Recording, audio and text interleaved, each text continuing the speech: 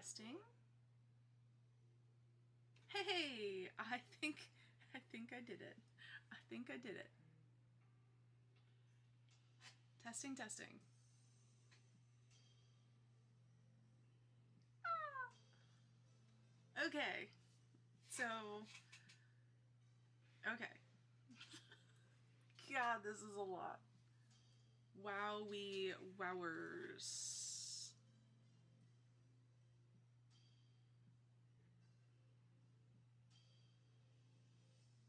Okay. And we're back. Let me turn on my Twitch. Oh. Okay. Testing on the audio. Audio testing? Better.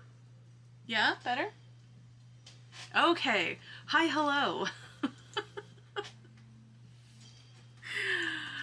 Oh my god. That's how long the delay is, just so you know. Yeah, there's a fair delay on YouTube. I can see it on my left screen. Wow, you guys, this is... Woo!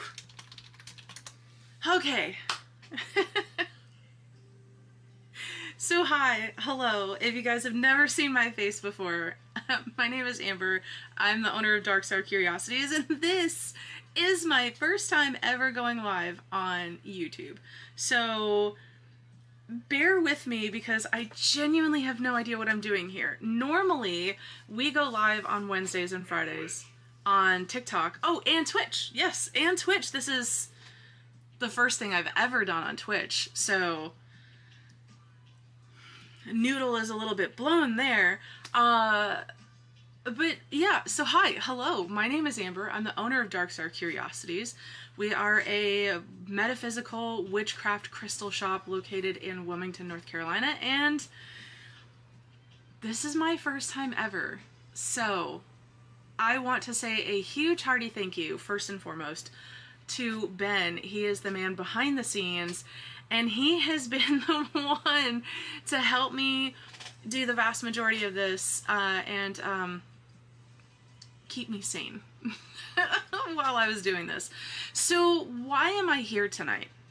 We do sip-in chats, usually once or twice a month on TikTok, and there are some...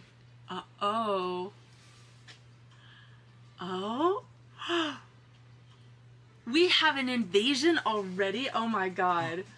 For all the new folks, this is Zane.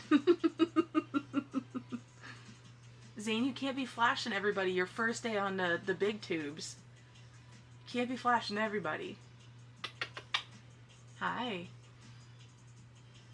Wow, that's kind of crazy. Yay, Twitch. Alright. Wow. Wow. Straight away. Let's go.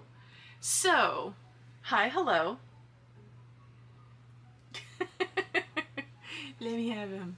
Hi, buddy. Oh, he is a little sleepy noodle. Look at him. He just wanted some wormies. Hi, dude. Everybody say hello to Zane. This is our big boy. He is only 7 months old. 6. No. 7. Is he 7? Mm-hmm. He just turned 7 on the 12th. Yeah. Yeah. Yeah. So he is our big boy, and he is one of 2 of our babies. So they like to make little appearances here on our lives, and he's here to wish his mommy good luck tonight. Thanks, Judy. Hi. Ta-da! He is so sleepy, you guys. Oh my goodness gracious. So, let's have a quick chat about why I'm here to start. TikTok is insane. What's up, Courtney? Hi, hello. TikTok is insane right now, and so a lot of your favorite creators are not just on the struggle bus, but just as I was tonight, we're getting run over by the struggle bus. So I wanted to be able to make sure that we have an alternate platform to be able to continue our awesome education, to be able to continue the amazing community that we have built over the last 5 years. It'll be 5 years in May for Darkstar. So I wanted to be able to find a space that we could continue this amazing, amazing spot. And, well, YouTube has welcomed me with open arms. So this is our very first night doing any kind of live. I have no clue how long I'm going to be live, but here's what we're going to do. I am opening the floor to anyone. If you have questions about witchcraft, if you have questions about metaphysics, including like energy work, Reiki work, or any kind of craft practice, crystals, minerals, you name it, the floor is open. This is a time for you guys to be able to drop as many questions as you would like, and I will go over what we have. In the meantime, I have some of my resources next to us, and we will for sure be going over some of the things I'm about to be working on. There is currently a very large project in the works for Darkstar. I can't speak about it. It is a very large project. I have another appointment on Thursday in regards to it, so across your fingies. And then, as of today, there's a few stores that would like to start carrying my products. So one of them is located here in Wilmington, and then a few of them are in Raleigh, and one is in New Jersey. So Darkstar is going to be coming to a local metaphysical shop near you. But even if you are not able to get it through that, you can always get it at darkstarcuriosities.com. So, with that being said, I know that we have had a ton of really, really, really cool questions come through. I can see the chats on my YouTube, but Courtney's, oh wow, there's a big delay coming into Meld. Woof. Okay. Alright, so that is something that we'll address later. If I miss your question, don't panic. I'm literally looking at 2 different screens trying to... Just got you saying there's a big delay coming in the mill. Yeah, it's a sizable delay. We'll have to work on the delay. Yeah. So we'll work on that, but in the meantime, we have lots of stuff that we can go over. One of the biggest things that I want to kind of like throw a giant rocket up into the sky for you guys. Tomorrow is a massive day. Tomorrow is a huge day. Whether you are of the Asian culture, or cultures, or whether you are someone that just aligns yourself with the lunar cycles, tomorrow is the Lunar New Year. And how exciting is that? Because that is huge changes. So if you guys are part of the Darkstar community on TikTok, you know I am terrible at astrology. Oh god, I'm terrible at astrology. But one of the things that I have been keeping up with is some of the massive changes that are coming up with for Pisces, because I'm a Pisces. Right? Yeah. I am terrible at astrology. Like, it is... I'm really good at several witchy things. Astrology, not so much. But there are huge changes that are coming up for Pisces, and being a Pisces, I kind of wanted to see what's happening. One of the biggest things for all of us, and I know that we've talked about this a little bit here and there, both here on YouTube in a previous video, but also on TikTok, is maybe you guys really haven't felt like... Oh, jeez. Maybe you guys haven't felt like 2025 hasn't left you alone yet. Does anybody out there feel like that? Maybe you feel like 2025 is just repeating itself. Like you're stuck in a Groundhog Day. That's a pretty fair feeling right now. You're not crazy. Okay, maybe you are, but at least in this, you're not crazy. So the reason, one of the reasons, because there are several, the astrology right now is a dumpster fire. It is the 2025 astrology, even for someone that doesn't really know astrology very well, wow, it was wild. No wonder why everything was on fire. But the good news is a lot of those things are being left behind. One of the things that happens is with the new year. What's up, Letty? Hi, hello. We've got some awesome, amazing folks in here. So, hi, hello. Thank you for being here. One of the things that happens with a new year is we have moved from several different iterations of a calendar over time to what we currently are at, which is the Gregorian calendar. That is so far removed from anything that is associated to the natural cycles of the earth. So it can cause some discombobulation, to say the least. What's up, Bree? Hi, hello, hi. So it'll cause some discombobulations, to say the least. So one of the most beautiful things about the Lunar New Year is that it aligns itself with the lunar cycles. So the Lunar New Year is coming up tomorrow, and it is releasing the year of the snake, and we're moving into the year of the fire horse. Now, we had a very long sip and chat that I'm still working on editing because I'm not an editor, but I'm getting there. One of the things that we discussed with our friend Paige is the difference between the lunar cycles as well in the Chinese zodiac. There are water associations, there's fire associations. Well, this year that's coming up, or tomorrow, this year that's coming up, is a fiery year. It is a year of massive change, upheaval, getting to move forward and burning out the things in the past that no longer serve you. So 2025 was the year of the snake, and it was a very heavy year. A lot of people were learning very heavy lessons, myself included, and a lot of people were learning soul lessons, deep lessons that didn't just affect this lifetime, but it affected some of the wounds that you were healing from or experiencing from your previous life, and setting you up for future lifetimes as well. So that's definitely a few things that's kind of like creating this mishmash of emotions. And tomorrow, all that breaks free.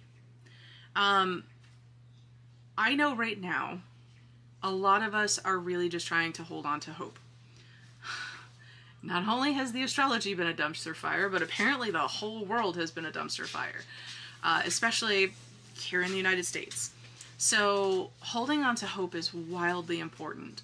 And I want to remind you guys that tomorrow is actually a brand new day. Also, you guys are going to hear some of the craziest sounds because Zane is right outside of my office door playing in the peanut bin. So over my shoulder, I just keep hearing like those random sounds. So, you know that saying where people are like, don't worry, tomorrow's a new day. It actually matters. Like, it's for real now. Tomorrow is actually a brand new day. Tomorrow is actually a day where you can let go of 2025, finally. Here's a couple things that I suggest for you to do. Not that I like giving homework, although, if I'm being honest, I do kind of enjoy giving homework. It helps to challenge you guys, and it helps to keep things moving along. It helps keep things in your brain moving along. So, something that you can do for tonight, if you enjoy doing candle magic, light a candle and sit with it and sit with yourself for a minute and really connect with who you were in 2025 and the life lessons that you've gone through, the things that you have felt, the experiences that you've had. And I want you to not just focus on the negative things, because trust me when I say, I know that list is long. I understand fully. But I want you to focus on the things beyond that. I want you to focus on the life lessons that you've learned, the positive things that you've gone through, the experiences that have filled your cup in 2025. Whether it's one experience or a million, those are going to matter.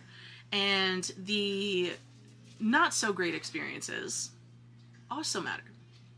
So tonight, if you have time, it's not a requirement, but if you have time, take a moment and sit with yourself. Write down all those things, the positive things and the negative things, on 2 separate pieces of paper. On the positive side of things, take that with you into tomorrow. Wake up tomorrow. Hey, put your phone down first thing in the morning. I am trying to learn this lesson myself as well. Put your phone down first thing in the morning, because what that's doing is it's frying your serotonin in your brain. Your brain doesn't even have the chance to produce that yet. So tomorrow when you wake up, instead of scrolling on TikTok or YouTube or Instagram or Facebook or whatever, roll over and on the side of your bed, pick up the piece of paper that you wrote tonight. Look at the things that you're grateful for from 2025. That is the first part. But tonight, where you're sitting with yourself and your candle and your paper and all those things that you're just pouring out the trash pit of 2025, put all of that onto a separate piece of paper. And with that piece of paper, if you're capable of doing it, because I know that not all of us are okay with fire, but if you're capable of doing it, I want you to burn it in a safe place. Make sure you have a cup of water next to you, but burn it. Let all those things go. You can hold on to the ashes through the night, turn it into black salt if you'd like, or you can get rid of it tomorrow. You could put it in a running stream. You could blow it out into the wind, let the universe have it. You could bury it in your backyard. Whatever method you prefer, do that, so that way there you have the option or the ability. It's no longer associated with you. Those things that are there, that physical cloying feeling of the deep memories that you had in 2025, they're gone. Set them aside. So that way there tomorrow you can walk into 2026 the right way. It is a huge opportunity, and the Fire Horse year is a year of wildness. It is a year of letting go. It is a year of unbridled passion. It is a year of no longer being afraid and stepping into the truth of who you are. For me, that means a lot of changes to my business. There's a lot of things that I don't resonate with, but I have been doing simply because it's part of business. That stops this week. So, what I'm going to be doing tonight is, once we're done with our live tonight, I'm going to sit down and I'm going to do exactly what I told you guys to do. Because here's the thing. I will never tell you guys to do something that I won't do myself. So, I'm going to own the things that I need to own. I'm going to write down all of my achievements, my happiness, the things that have filled my cup in 2025. And then I'm going to write the things that broke me in 2025. And there's quite a few things. Losing my mom has definitely been the number one thing, but there's a culmination, a 3-year culmination of trauma. And it's my time to just let go. So I invite you to do the same. That way there tomorrow we can wake up all on the same page and harness this incredible energy that is just swirling around us for tomorrow's big change. Ben took me out to dinner last night, and we had this awesome time chatting with our server at Yaya's Bowl here in Wilmington. And I asked him, I was like, are you getting a chance to celebrate the new year? And it was kind of interesting because he looked at me like I was insane. And I was like, the Lunar New Year. And it was kind of interesting because I don't think he had that question. And it made me a little sad. I wish that more people knew about the Lunar New Year, because it is... Oh, thank you. It is a beautiful thing. It is an absolute beautiful celebration. And look it. He gave me a little cup of flowers. I don't know if you guys can see that. He gave me a little cup of flowers, and he was giving them out to all the ladies, and it was just such a sweet thing. He was just such a wonderful person, and It was nice to be able to talk to somebody about their traditions. He said it's very much so like our Thanksgiving. It's a big dinner the night before, and then New Year's Day, they have another big dinner. Apparently, it's just dinner central, but they have another big dinner. It is very relaxing. They exchange some gifts. They do the some families still do the red envelopes just the same way as, Christmas time. And it is absolutely beautiful.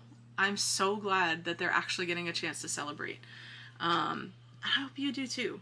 While I understand, it's not necessarily something that is the vast majority of our culture here in the United States, there is a beautiful Asian culture here. Beautiful. And if we take a second to be able to slow down and appreciate it, we can see how it's not just a secular culture, like they're separated out by themselves, but it affects us. It affects all of it. And the Lunar New Year is an amazing example of that. So, with that being said, I know that in our recent lives on TikTok, we have had some incredible chats. I mean, incredible chats. Rob is here in the chat, and he has asked some of the greatest questions. And it has been such a pleasure to be able to see him blossom and to learn more about the craft and to really come into himself and feel comfortable to ask questions. I know a lot of people don't, and I get that. I get that a lot of people don't feel comfortable, especially with some weirdo stranger on the internet. Like, you guys, some of you guys don't know me. There's a few more people in here than what my normal, my normal folks on TikTok are. And I know it's hard. I know it's hard to just open up and ask questions, but the floor is now open. If you have questions, please go ahead and shout them out. It does not matter how silly of a question that you think it is, because here's the thing. If you're wanting to ask a question, odds are someone else out there wants to ask the same question, but they don't have the courage to do so. So, I open the floor, and I open my mind. Make sure to like the video. All I gotta do it once. Versus tappy tappy. Oh! Hey, that's convenient. I'm actually surprised I didn't come with any questions today, but usually they come as topics arise. That's kind of one of the things too, is I know that it's really hard to just kind of like brainstorm questions. It's kind of like you sit there and you're like, oh man, what could I think of? Like, what do I do? I'm the same way. Like, every time after a meeting or something, they're like, do you have any questions? I'm like, no. I walk out the door, and then all of a sudden, every question on the face of the planet Earth hits me, and I'm like, God damn it. So I get that. I know one of the things that folks have been asking a lot about is basic how-tos. Also, if you hear clicky things, I am ADHD. How many times have you paused the live?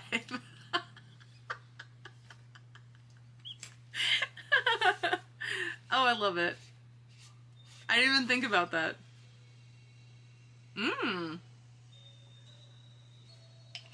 Rob says, one quick question. Emotions for tomorrow. Anything to expect?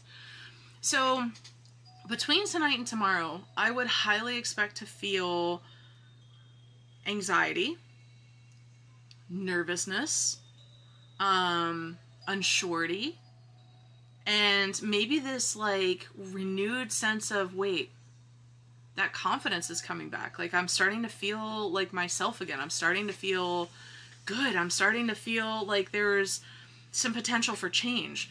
So I would definitely say tonight is going to be a purge. Hands down. I very much so think tonight is going to be a purge. I think it's very possible for you to feel a lot of anxiety, a lot of maybe some sadness from 2025. I would say If you start to like drift into the realm of regret, then I think that you might have a little bit to like really dig into as far as what happened in 2025, and like maybe there's a wound that comes from that. Very much so sit with yourself if that's how you feel. But I think tonight is going to be that like final weight on your shoulders, just kind of like slowly coming up, because it's not an instant thing that happens. It's just very much so a slow rise. So I think tomorrow, that's going to be the thing. Now, mind you, tomorrow is also a solar eclipse. So tomorrow's energy is going to be wild. It is going to be insane. Thank goodness you aren't hitting the center of the screen. Okay, because I have some work-related come to Jesus convos tomorrow and want to make sure I'm not off my game. Nah. No. Oh, yeah, lunar eclipse. Sorry. Lunar eclipse. Yeah. We've got multiple eclipses about to happen. So we have the eclipse tonight, and then, well, tomorrow-ish. And then we also have one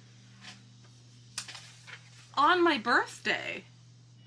So I didn't realize this, but there is a eclipse that happens on March 3rd.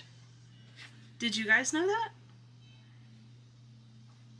I was like completely flabbergasted when I read about it. This is not the paper that I need, but that tells more about Pisces. Yeah. No, I don't know. I think no. Tomorrow is the solar eclipse. Lunar eclipse is in March. Yep, I was right. Solar eclipse is tomorrow. Lunar eclipse is March, because the lunar eclipse, it crests and it like hits its apex at 3:33 in the morning Pacific time, not Eastern time, but Pacific time. It hits 3:33 in the morning Eastern or Pacific time. And then we have the solar eclipse tomorrow. So, no joke, the energy tomorrow is about to be, like, off the charts. Rob, I do not think you would have any sort of issues. I think, if anything, I might say temper yourself a little, because the energy between the eclipse tomorrow and the like renewed robustness of the Lunar New Year, absolute insanity. Like that could very much so bring like some heavy fire energy.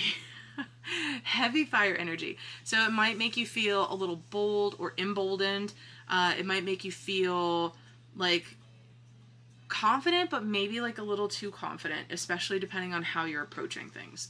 So I would say, especially with what you're about to be walking into, maybe try to temper a little bit, but don't hold back too much. We are no longer in the era of holding back. Yeah, the Ring of Fire with the fire horse. Yes. How cool is that, you guys? And I know that right now it's hard to think about a lot of the really cool things that's going on because everything else is a dumpster fire. But looking at the sky events that's happening, wow. Okay, that's pretty cool. I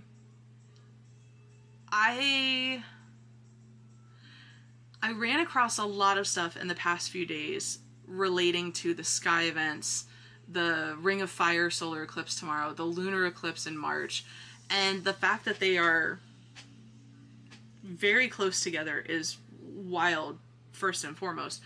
But the fact of how they're really, really, really pushing the confidence. Like, even the lunar eclipse that's coming up in March, it is about stop holding yourself back, stop trying to put the reins on, just let it go, let yourself do the things that you need to do, the things that you want to be able to accomplish, do it, stop holding yourself back. And I swear to God, I can feel Ben's eyeballs drilling into the side of my head right now. Like, I have very much so restricted myself a lot for the comfort of a corporate job, and boy oh boy am I feeling like those shackles are quickly falling off. So yay for that. I love that. I tend to be all hot or all cold with confidence in some situations. Absolutely.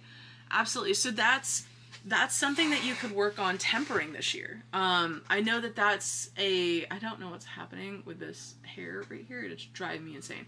I know that that's something that a pretty fair amount of folks, especially in the corporate world, they either go really hard on the confidence or there's none at all. Very rarely will you get like that nice little in between. So don't think that that's just on you, Rob. Not in any way, shape, or form. That's definitely one of those things that it's really common in the corporate world. And the thing that I think is also kind of like exacerbating that issue is in the corporate world, you can't really be you. You can't really be yourself. You have to kind of round every edge. You have to find a different language to speak in order to be able to really survive the corporate world. So I don't think it's a bad thing at all. I do think that tomorrow could be a very heavy, like high confidence day. And especially if the situations that you're walking into are already like a hot situation as it is, it's one of those things that before you put your hand on the door, just take a second, and just walk in. Like, center yourself, ground yourself, let that excess energy just peel off of you and leave it at the door before you walk in. That way there you're walking in with the correct amount of energy to assess the situation and to handle the situation, rather than the energy that you've probably been stewing in the entire time before at least one of your meetings. I actually do that with a lot of my meetings, especially if it's with my day job. I will, before I go on video, I'll take a second, just nice deep belly breath, feel it enter, feel it exit. There we go. YouTube is not receiving enough video to maintain smooth streaming. As such, viewers will experience buffering. I just got a message on my screen. It says, error, YouTube is not receiving enough video to maintain smooth streaming. As such, viewers will experience buffering. There was a couple points of choppiness, but you're fine right now. I might have to increase your bit rate. That's weird. Yeah, it says stream status is poor.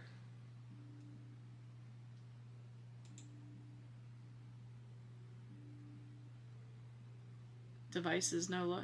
Rob says no buffering. Courtney says good. I don't know. Anyway, onward.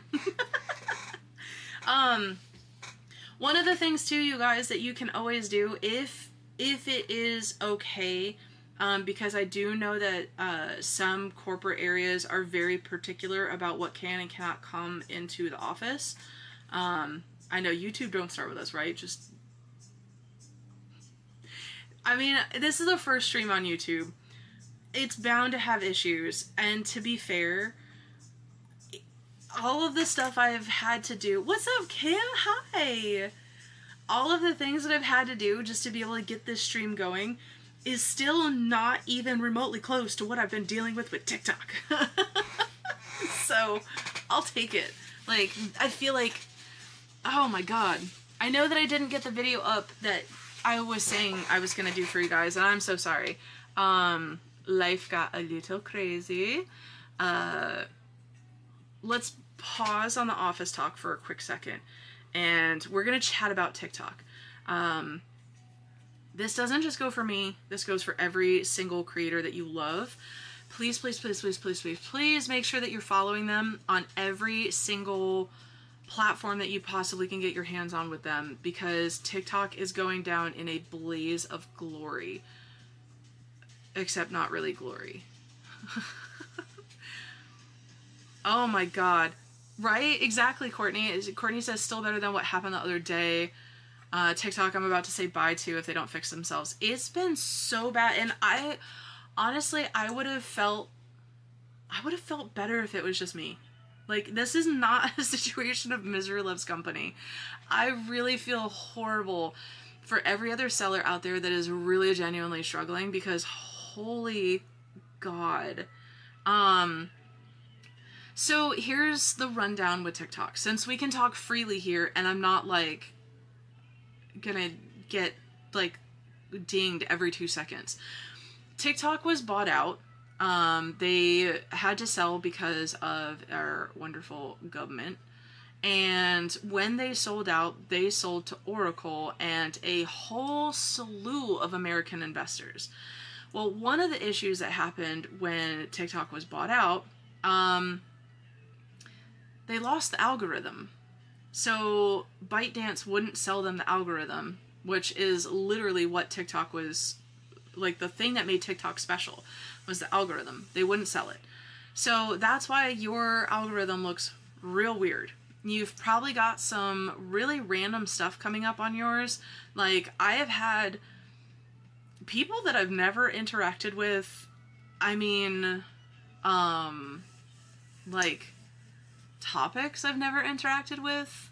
Like, I had a lifted truck video on my TikTok the other day, and like, yeah, I'm in North Carolina, but, do I look like a lifted truck girly? No. No. So, there's a lot of issues with the algorithm, but one of the biggest things is since September of last year, which is when the buyout was starting to happen, it actually started to happen in like mid-September. I didn't know that. Yeah. Yep. So in like mid-September, the buyout started. And then by the end of September into the end of October, huge sweeping changes were made in preparation for them to move over to Oracle. One of the biggest things was yet another new round of terms of service and a ton of new changes for anybody that went live. There were a lot of things that were never discussed. Like, you guys know how I can't say website, I can't say email, I can't say link, I can't say, now apparently invoice is causing an issue, possibly, I don't even really know. You can't say sell. I actually have a screenshot of some of the requirements that you can't say at all. It is insane. It is absolutely insane. Like, the restrictions are wild. So the words buy or similar keywords like shop, get, acquire, order, add to cart, pay, purchase. You can't say go to the link in the description to purchase this pair of shoes. You can't say website xyz.com.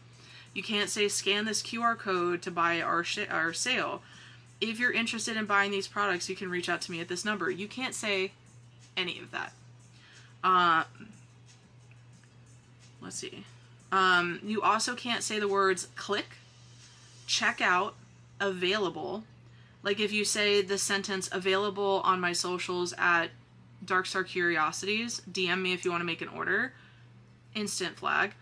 Check out my website. You can't even spell it. If you spell out WEBSITE, that's an instant flag.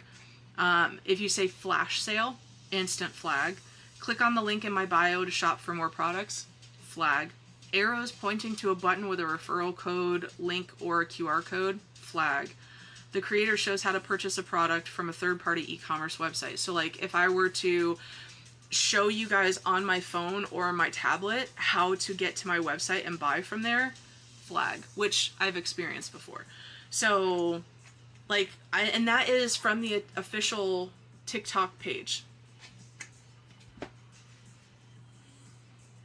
My God, it's insanity. It's probably because they're slowly rolling out auctions and plan to try to monopolize it. Similar to other live selling app that's terrified of outside sales. Yup. Some of this stuff is needed, even if you use TikTok Shop, though. That's what I don't get. And that's the thing. So, I honestly understand some things. I do. I understand that they don't want to lose out on the money and that they want to push everything through TikTok Shop. But there was always scammers on TikTok Shop to begin with. There was always that. Like, I mean, it turned into Temu in like 2.5 seconds, you know? And for small businesses, it's incredibly hard. Like, if I were to put up, let's say, I don't know, what do I got next to me? If I were to put up, I don't know, let's do this, my Florida water, right?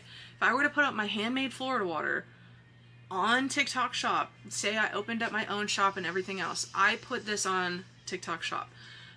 My $18 Florida water is now going up against $8 Murray and Landman that you can get anywhere, or that you can go and buy on Amazon, or you could buy it from me, you could buy it from your local metaphysical shop. Handmade next to that looks great, but you look at the price. So, and a lot of people on TikTok Shop are just searching for the cheapest deal. The other thing is too, is there are sellers that are on there, especially for crystals, that are overseas. Well, what is overseas? A lot of wholesalers. So places like Crystal 9 and all these other different places, they sell on TikTok as a regular retailer like me, but they're really a wholesaler. And this is because they don't have any laws like we do here in the United States, where if I go to buy from a wholesaler, I have to have an EIN and or a sales and use resale license. I have to have one or the other, and in some places I have to have both. So I have to have a bunch of legal documents just to be able to show that I can buy from wholesalers. Well, there's overseas, they don't have that. So you could go on TikTok Shop and find crystals. They're probably not real, but you can still find crystals, and they're literally pennies on the dollar, you know? So for some sellers, it's not even remotely okay or acceptable. It's not even something that could potentially be okay. So that's one of the issues. But then they're trying to make it so that you can't send people off the app, simply so that way there you don't, they say it's to be able to limit the amount of spam or the amount of like scammers. Doesn't work. It doesn't work. The amount of scammers that are on there are insane. Have you guys seen how many AI listings are on there? Oh my god, that is insane. The amount of AI stuff that's on there is freaking wild. So the justifications that they're doing are not okay. I do understand trying to be able to retain their moneymaker. I get that. I'm in business. I get it. So, you know, the thing is though, Rob's like, oh my god, don't get me started, right? The AI stuff is hilarious. I don't know if you guys watch her, but Hope Scope here on YouTube, you could tell where I'm used to going live. Hope Scope here on YouTube, she has bought so many AI products just because they look real. And granted, she does it, it's part of her shtick. That's what she does for videos, but like she did it, and it's just, most of them, if not all, are on TikTok Shop. It's insane. So basically, my account on TikTok is like this close to having my live privileges revoked, because no matter what I'm doing, I'm just getting flagged. And then this past week on Friday, I got flagged freaking repeatedly. Like, I would be talking just normally, just like I am right now to you guys, and then all of a sudden I'd get flagged, and I'm like, I didn't do anything. And then when you go to appeal it, it's an instant deny. It doesn't matter. It doesn't matter. If there is even an appeal option that's on there, because a lot of them don't even. Then I got flagged for schmexual behavior, and it was literally me pointing to a bunch of hearts. And they said that was schmexual behavior. And I was like, what? So of course I appealed it. Denied.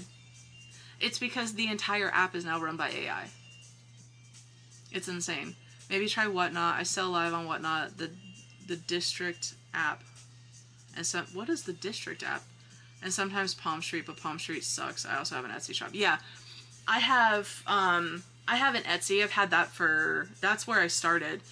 But Etsy is also an issue because you can't discuss anything metaphysical on there. So if you have crystals listed, you can't talk about metaphysical properties at all. And now they have made it to where you can't sell any spell services, which I get. It's not a physical service. But they're also now this year going to be cracking down on ritual items. So like spell oils, Florida waters, like handmade ritual items, they're cracking down on that too. So as far as Palm Street, I've had that suggestion a couple of times. I don't know much about it, to be honest. And then Whatnot, I've done a pretty fair amount of research for.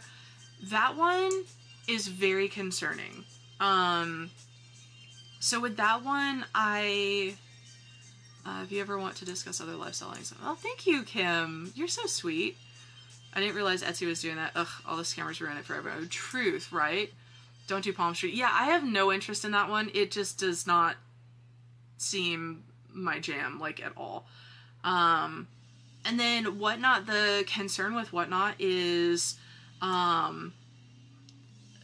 there's a lot of scammers, like a lot. People will say that they never got their package and the seller doesn't get paid until the package is received by the customer. So I've had a few of my friends lose out on thousands of dollars worth of merchandise that way. So it just kind of honestly seems like you're pretty well screwed no matter where you go, you know, which is why I am shifting a lot of my focus this year. Like, we're still doing all the lives. We're actually doing more lives now than ever. But I am heavily going to be working on the website. I'm actually taking some time off from doing in-person markets. I only have a couple booked this year, and that's all I'm going to be really doing. But we're going to be heavily focusing on the website. We're going to be heavily focusing on here on YouTube. We're going to be focusing on Twitch. Kind of like doing more content creator stuff. And then really getting everything moved over to the website as much as possible. Just because TikTok is insane. I will say we are going to try to do a table live here on YouTube, but I need to figure out how to move this setup in there. I say in there. I'm in my office. My studio is actually that way. So I would need to figure out how to do this setup in there. So that's for another day. That's also for someone that is way more caffeinated than I am. Oh, I didn't get something. Oh wait, hold on. I missed Rob's messages. Hold on. I got off Facebook for AI reason. They deleted my page for impersonating myself. I have 290,000 followers. Rob! 290,000 followers? Rob! Is that for the ACMC account? Alright, you badass. Shh. Jeez. Oh, I didn't get something on Whatnot and just wanted to notify the seller. They instantly refunded without requiring a pic or anything crazy. No, that's terrifying. Rob, you're such a badass. I had no idea. That's so cool, dude. Oh my god.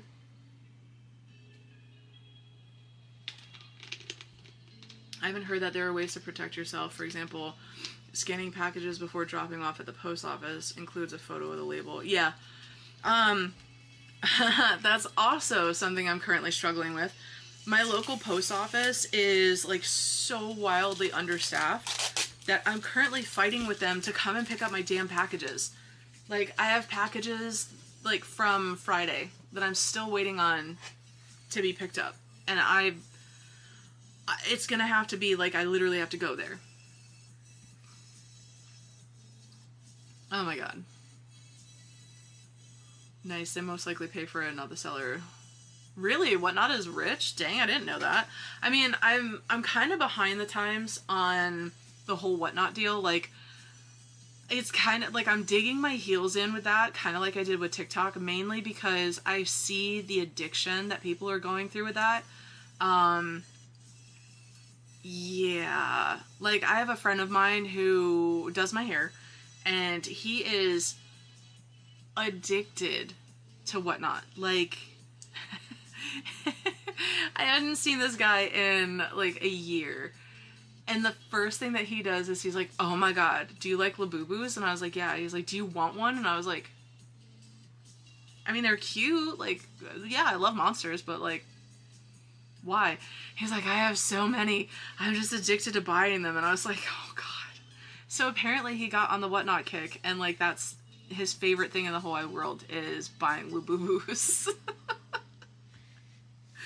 I should probably make my TT more about country than crystals, but I don't wanna. Rob, I love that. I love that so much. I had no idea, dude. I had no idea. It's okay, really big market. You'd have to bring your own people over. Also trolls. Yeah. Yeah. That's the other thing I noticed too about those chats is like, there's some questionable commentary that happens in the Whatnot chats. Like, whoa. I don't love it, but I make sales and money is money. Truth. You know, but, so that actually brings up a good point. So, I'm not in Darkstar for the money. I know that makes Ben cringe every time I say that, but I'm not in Darkstar to get rich, you know? Yeah, I'm in it to be able to leave my corporate job and to do this full time for you, but I very much so am not I'm not a money kind of gal. Like, I just want to be comfortable in life. And I am changing a lot about Darkstar this year to be able to realign more with the community, realign more with what I want Darkstar to look like, which is why there's going to be some really big things coming up in the next couple months that, if you guys thought December was wild, there's so much coming up. Yeah, total weirdos, for sure. Oh, Whatnot is addicting, yes. Click of a button is too much for my impulsiveness. Yes! And, like, there's channels galore there. I watched my friends scroll through Whatnot, and no joke, like, you could buy anything on there. It was just anything. It was, like, Walmart and Costco and Sam's Club and, like, the freaking international trade system all just had a baby. It was wild to see how much stuff was on there. Oh my god. There's some questionable comments on TikTok. Yes! Right, Alyssa? The comments on TikTok have been real funktastic lately too, but I have noticed there's a lot more bots on TikTok now than there have ever been. Ever. Like, I am not somebody that has bought any of my followers. I have not paid for any promo on TikTok. I have not boosted a single post. I have literally worked for every single follower I have on TikTok to the bone. And, I mean, like, yeah, I don't have 10,000 followers. I don't have 20,000 followers, but I also don't do a ton of content right now. But still, like, the bots are insane. I will say, though, the bots on Instagram are worse. The bots on Instagram are so much worse. So much worse. Yeah, Kim, there's so much stuff. So we started, well, I say we, I mean me. I started really focusing on the crafting part for Darkstar again. And I did, I say we, like I have a whole team of people, I did it. I did my Florida water, which is amazing. I'm already working on the second batch. I'm going to be doing some more to it tomorrow. I'm actually adding all of the florals to it tomorrow. The rose, the jasmine, all of the floral stuff is going in there tomorrow to kind of align with the fire horse coming in. Get that nice, like, cleansing, fiery kick to it. Oh, I love it. I love it. That's what we're doing tomorrow. Again, I say we. I mean me. But I have a whole list. I have a whole list of new oils that I'm working on.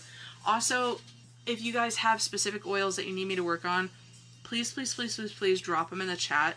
That way I can write them down here. I have a whole list of things that's coming up. Like, Glamour is up next. I have a Siren Glamour, which is like a little spicier version of it. I have a Hades oil that I'm going to start working on now that I've got the holy grail of oils that I've been looking for like 5 years. So I finally got that, so I'm going to be working on that. Let me catch up on comments. I've gotten into arguments with bots on Insta and Twitter without realizing that they're bots at first. Oh my god. The bots on Twitter are quite literally their own world.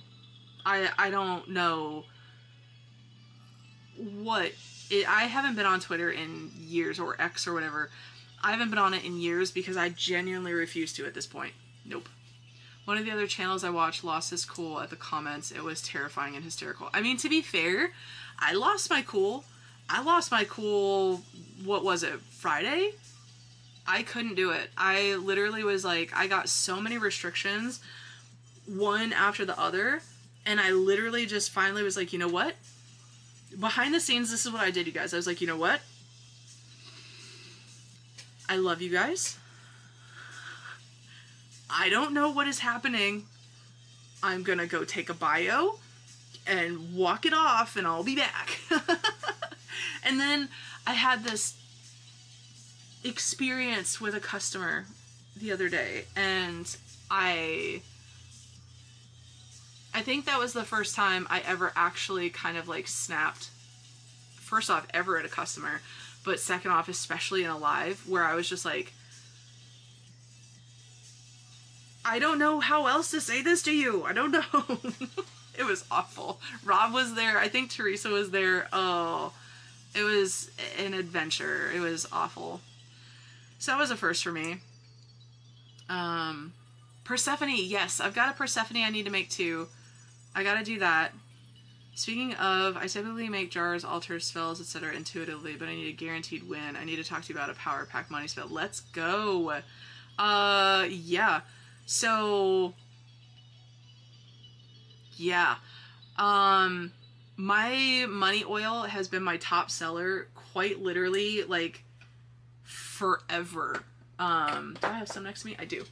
So, my money oil has been quite literally my top seller forever. Do I have to do the... Oh, I have to do the influencer thing. There we go.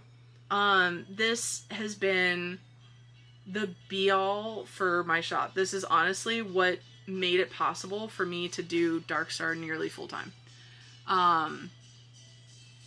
This thing is... It's a brute force for money spells. It's done incredibly, incredibly well. This, I just did the money spell bowl kits not too long ago. And wow. What's up, shoe bro? Hello, hello, hello. Oh, thank you, Courtney. I did not feel like I held myself together, like barely at all. My cheeks were so red that I was like, I need to go shove my head into the freezer for a while. Oh my god. I was probably there but asleep. Yeah, that live, it went long, but we had to do 2 because of how many restrictions I got on TikTok. I have it along with a red braided amber bracelet and one of those. Yes! Yes, Kim. Yeah, if you have that, yeah, shoot me a message. Also, I can talk about how to use that here. Like, it's a question, it counts. I can talk about how to use the oils for sure. Do you do dark magic? So, magic is not necessarily light or dark. It only kind of got that connotation, first and foremost, from Christianity. But secondly, for, oh, it's LDF. Hi. I was like, I don't know Alyssa. I do know Alyssa. My god. So dark magic is not light or dark. It is both. And the connotation of dark magic or black magic was really brought about by, well, black magic was brought about by racism, but dark magic was really brought about by books and Hollywood. Baneful practices are just as important as healing practices or as manifestation practices, because without balance, you can't do either. An unbalanced witch is going to falter more heavily than a balanced witch, for sure. Let me catch up. I literally still have her going as I sleep. I'm so sorry you had to deal with that crap. I mean, you know what? Considering I've been doing this for as long as I have, and that was the first time that happened, I'll take it. It sucked, and it very much so made it very hard to go to sleep, but but yeah, it haunts me. It haunts me. She actually just messaged me the other day and was like, or yesterday, and she was like, "Hey, I haven't gotten my refund," and I was like, you have. You got the email at 4:58 this morning. Good luck. Have a great day. I'm so happy to see you, LDF. How are you, friend? Was it ACMC making the hilarious comments? Yes, yeah, ACMC, that's Rob in here in the chat. Yeah. Yeah. If anyone else is interested in a powerful money and prosperity spell, I'm down. Yes, we could do a group spell. We could always, like, I could jump on here and we could do, like, a group spell one night. That'd be fun. I've never done that before. Look. Look at Oh, look at her little face. Hold on. Look at her little face. Hi, sweet girlie. Oh, hi, sweet girl. Hold on, Mom's face is in the way. There we go. Oh, look at her little snoozy eyes. Hi, sweet girl. Oh, thanks. Oh, thank you for coming in and saying hello. I love you. Oh, gosh. Well, you know what, Shu? Thank you. But also, witches can look like whatever. Witches will look like all sorts of different things. I happen to know some of the most beautiful people I have ever met in my entire life are witches. So, there's lots of them around you that you didn't even know. I'm so glad Moxie got to visit. She's been so snoozy. Me too. Yeah, Ben's about to go to bed too.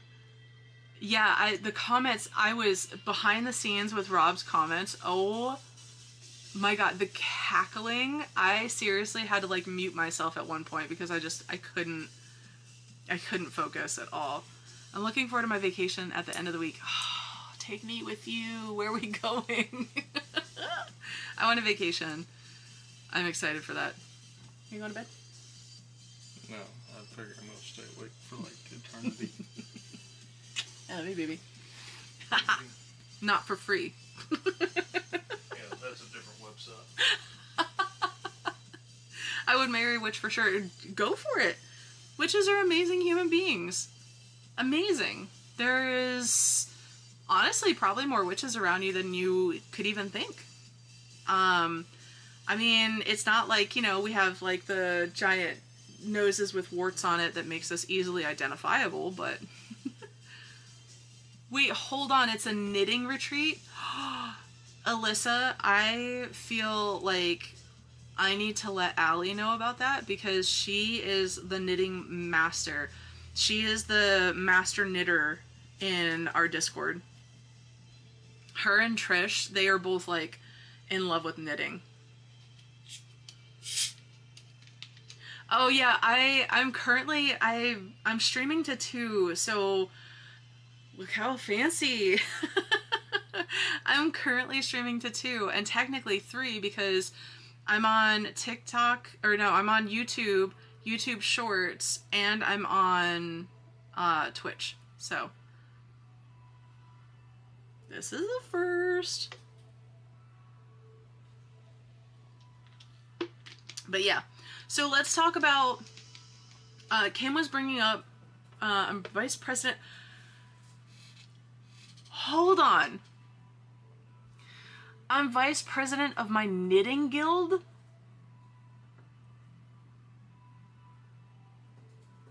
There's a knitting guild? Okay, that's actually kind of cool. That's so cool. I love that you have such a cool connection. That's awesome. That's freaking cool.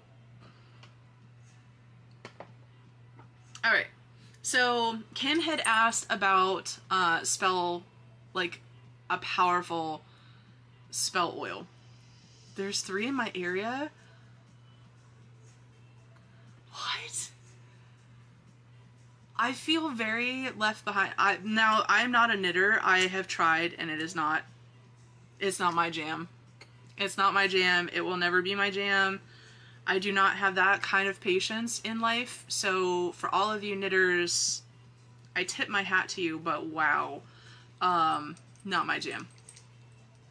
Let's talk about the spell oils. So Rob had asked me about, do I have any next to me? I have war water next to me, close enough. So let's talk about spell waters and spell oils. Let's talk about that for a second, because Rob had asked me about peace water the other day. So I have next to me war water. Our new friend Shu on Twitch had asked about dark magic.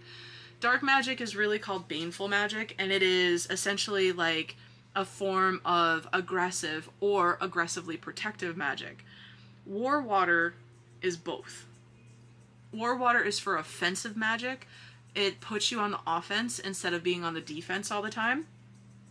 It is for throwing curses, throwing hexes and jinxes, but war water can also be used for protection. It is just a very heavily aggressive protection.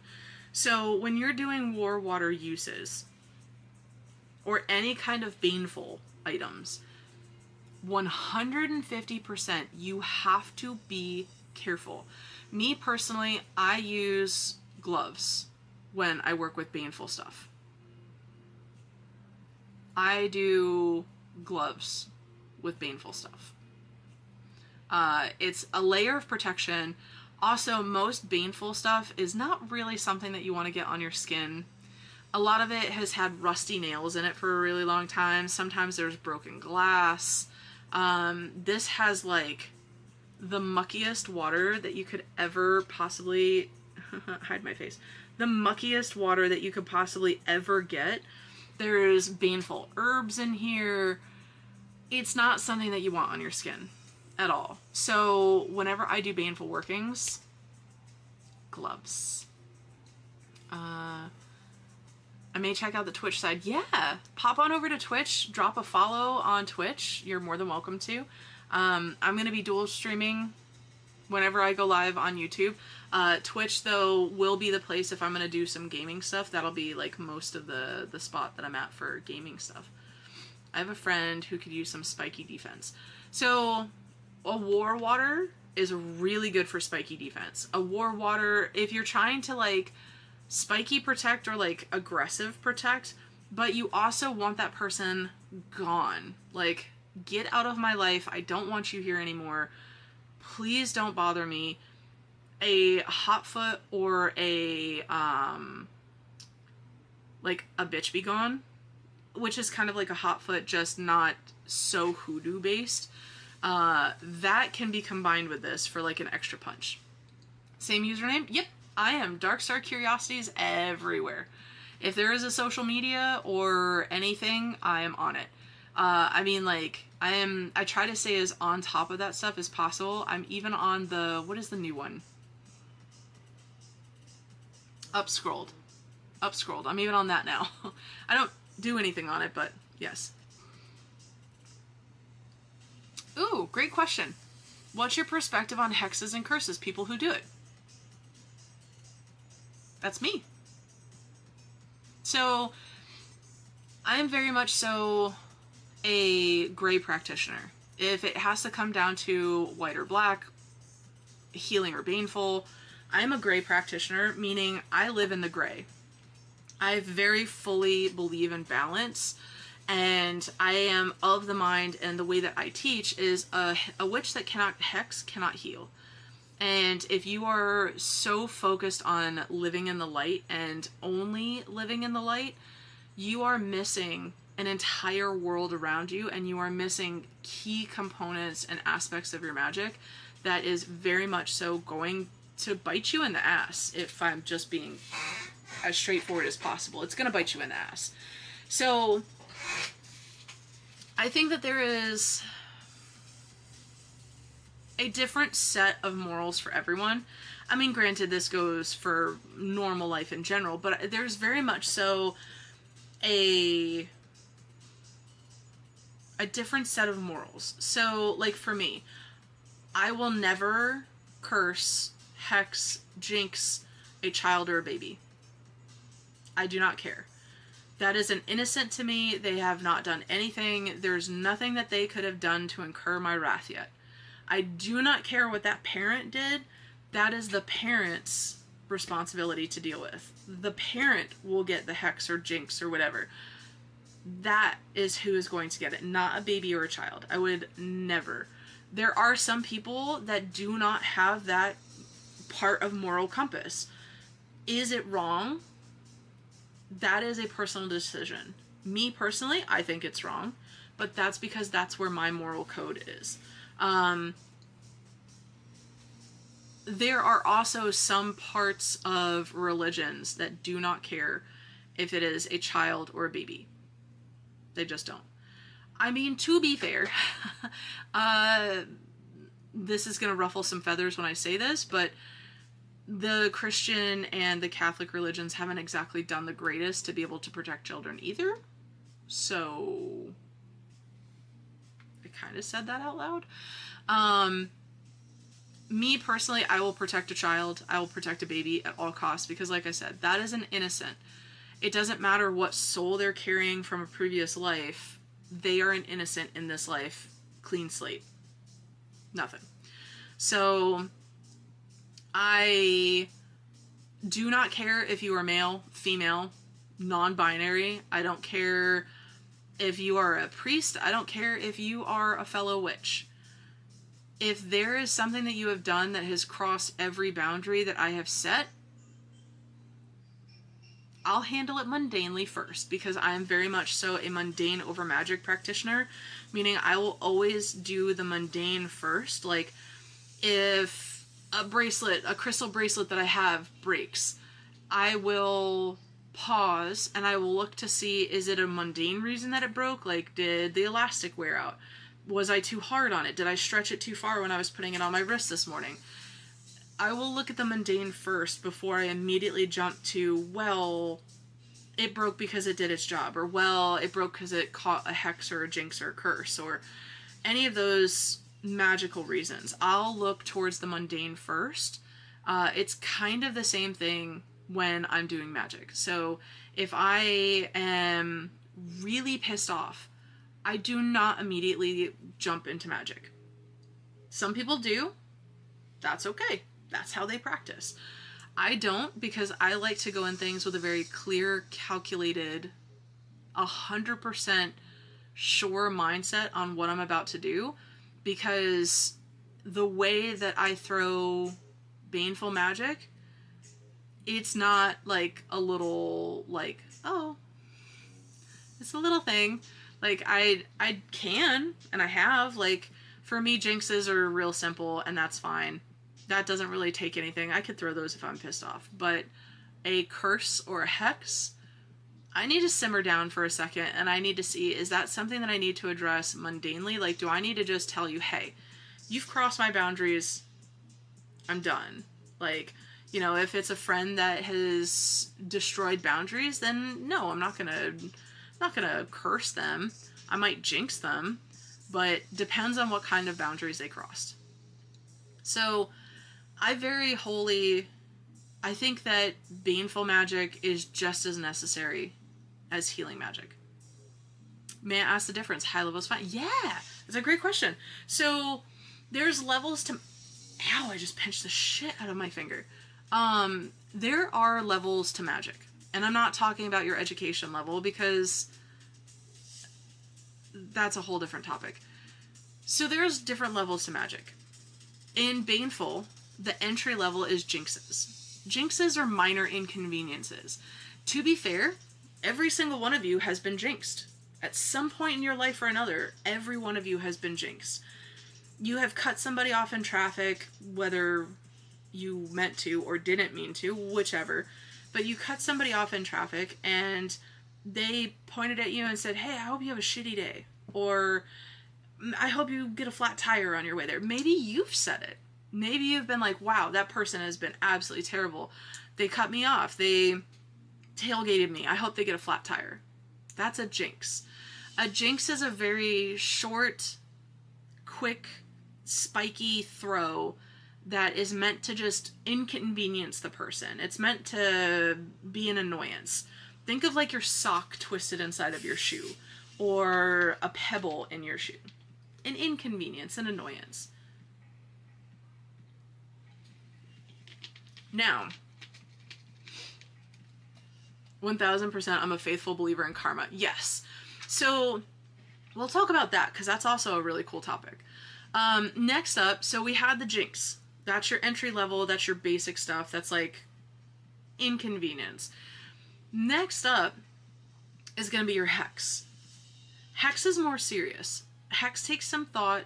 It takes a little bit more to go into it. It takes more energy. It takes more oomph behind it. It takes more to do.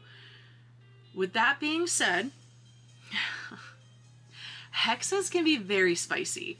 They can be very spicy. They could be breaking up relationships. They could be losing jobs. They could be health issues. They could be, I mean, there's like a myriad of issues. There could be your thing-a-ding doesn't ring-a-ding anymore, if you catch my drift. Your thing is no longer. That's a hex. That could also be a curse too, though.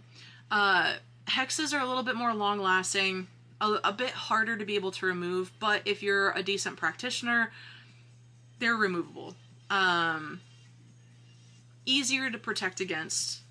Jinxes are the easiest to protect against. Hexes easier. Not super easy, but also it's doable. And then there are curses. Curses are meant to draw blood. There's no other way to say it. They're meant to be long-lasting, deep-hitting chaos.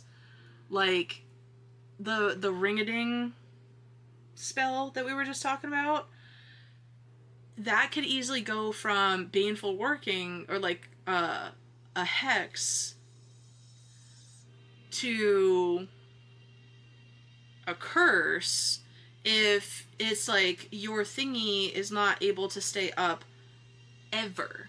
Like, you cannot get that for anyone, for any reason, ever. That is a curse. You're struggling with YouTube. What's going on with YouTube? Are we having YouTube issues?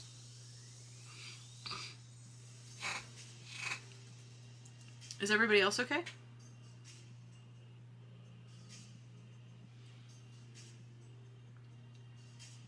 Oh, user error. Okay. I hate to say it, but I'm glad. So, okay, good. We're good. Okay, good. Okay. So, Jinx, entry level. Hex. Ooh, that's a little spicy. Okay. That could go really spicy depending on what's put behind it.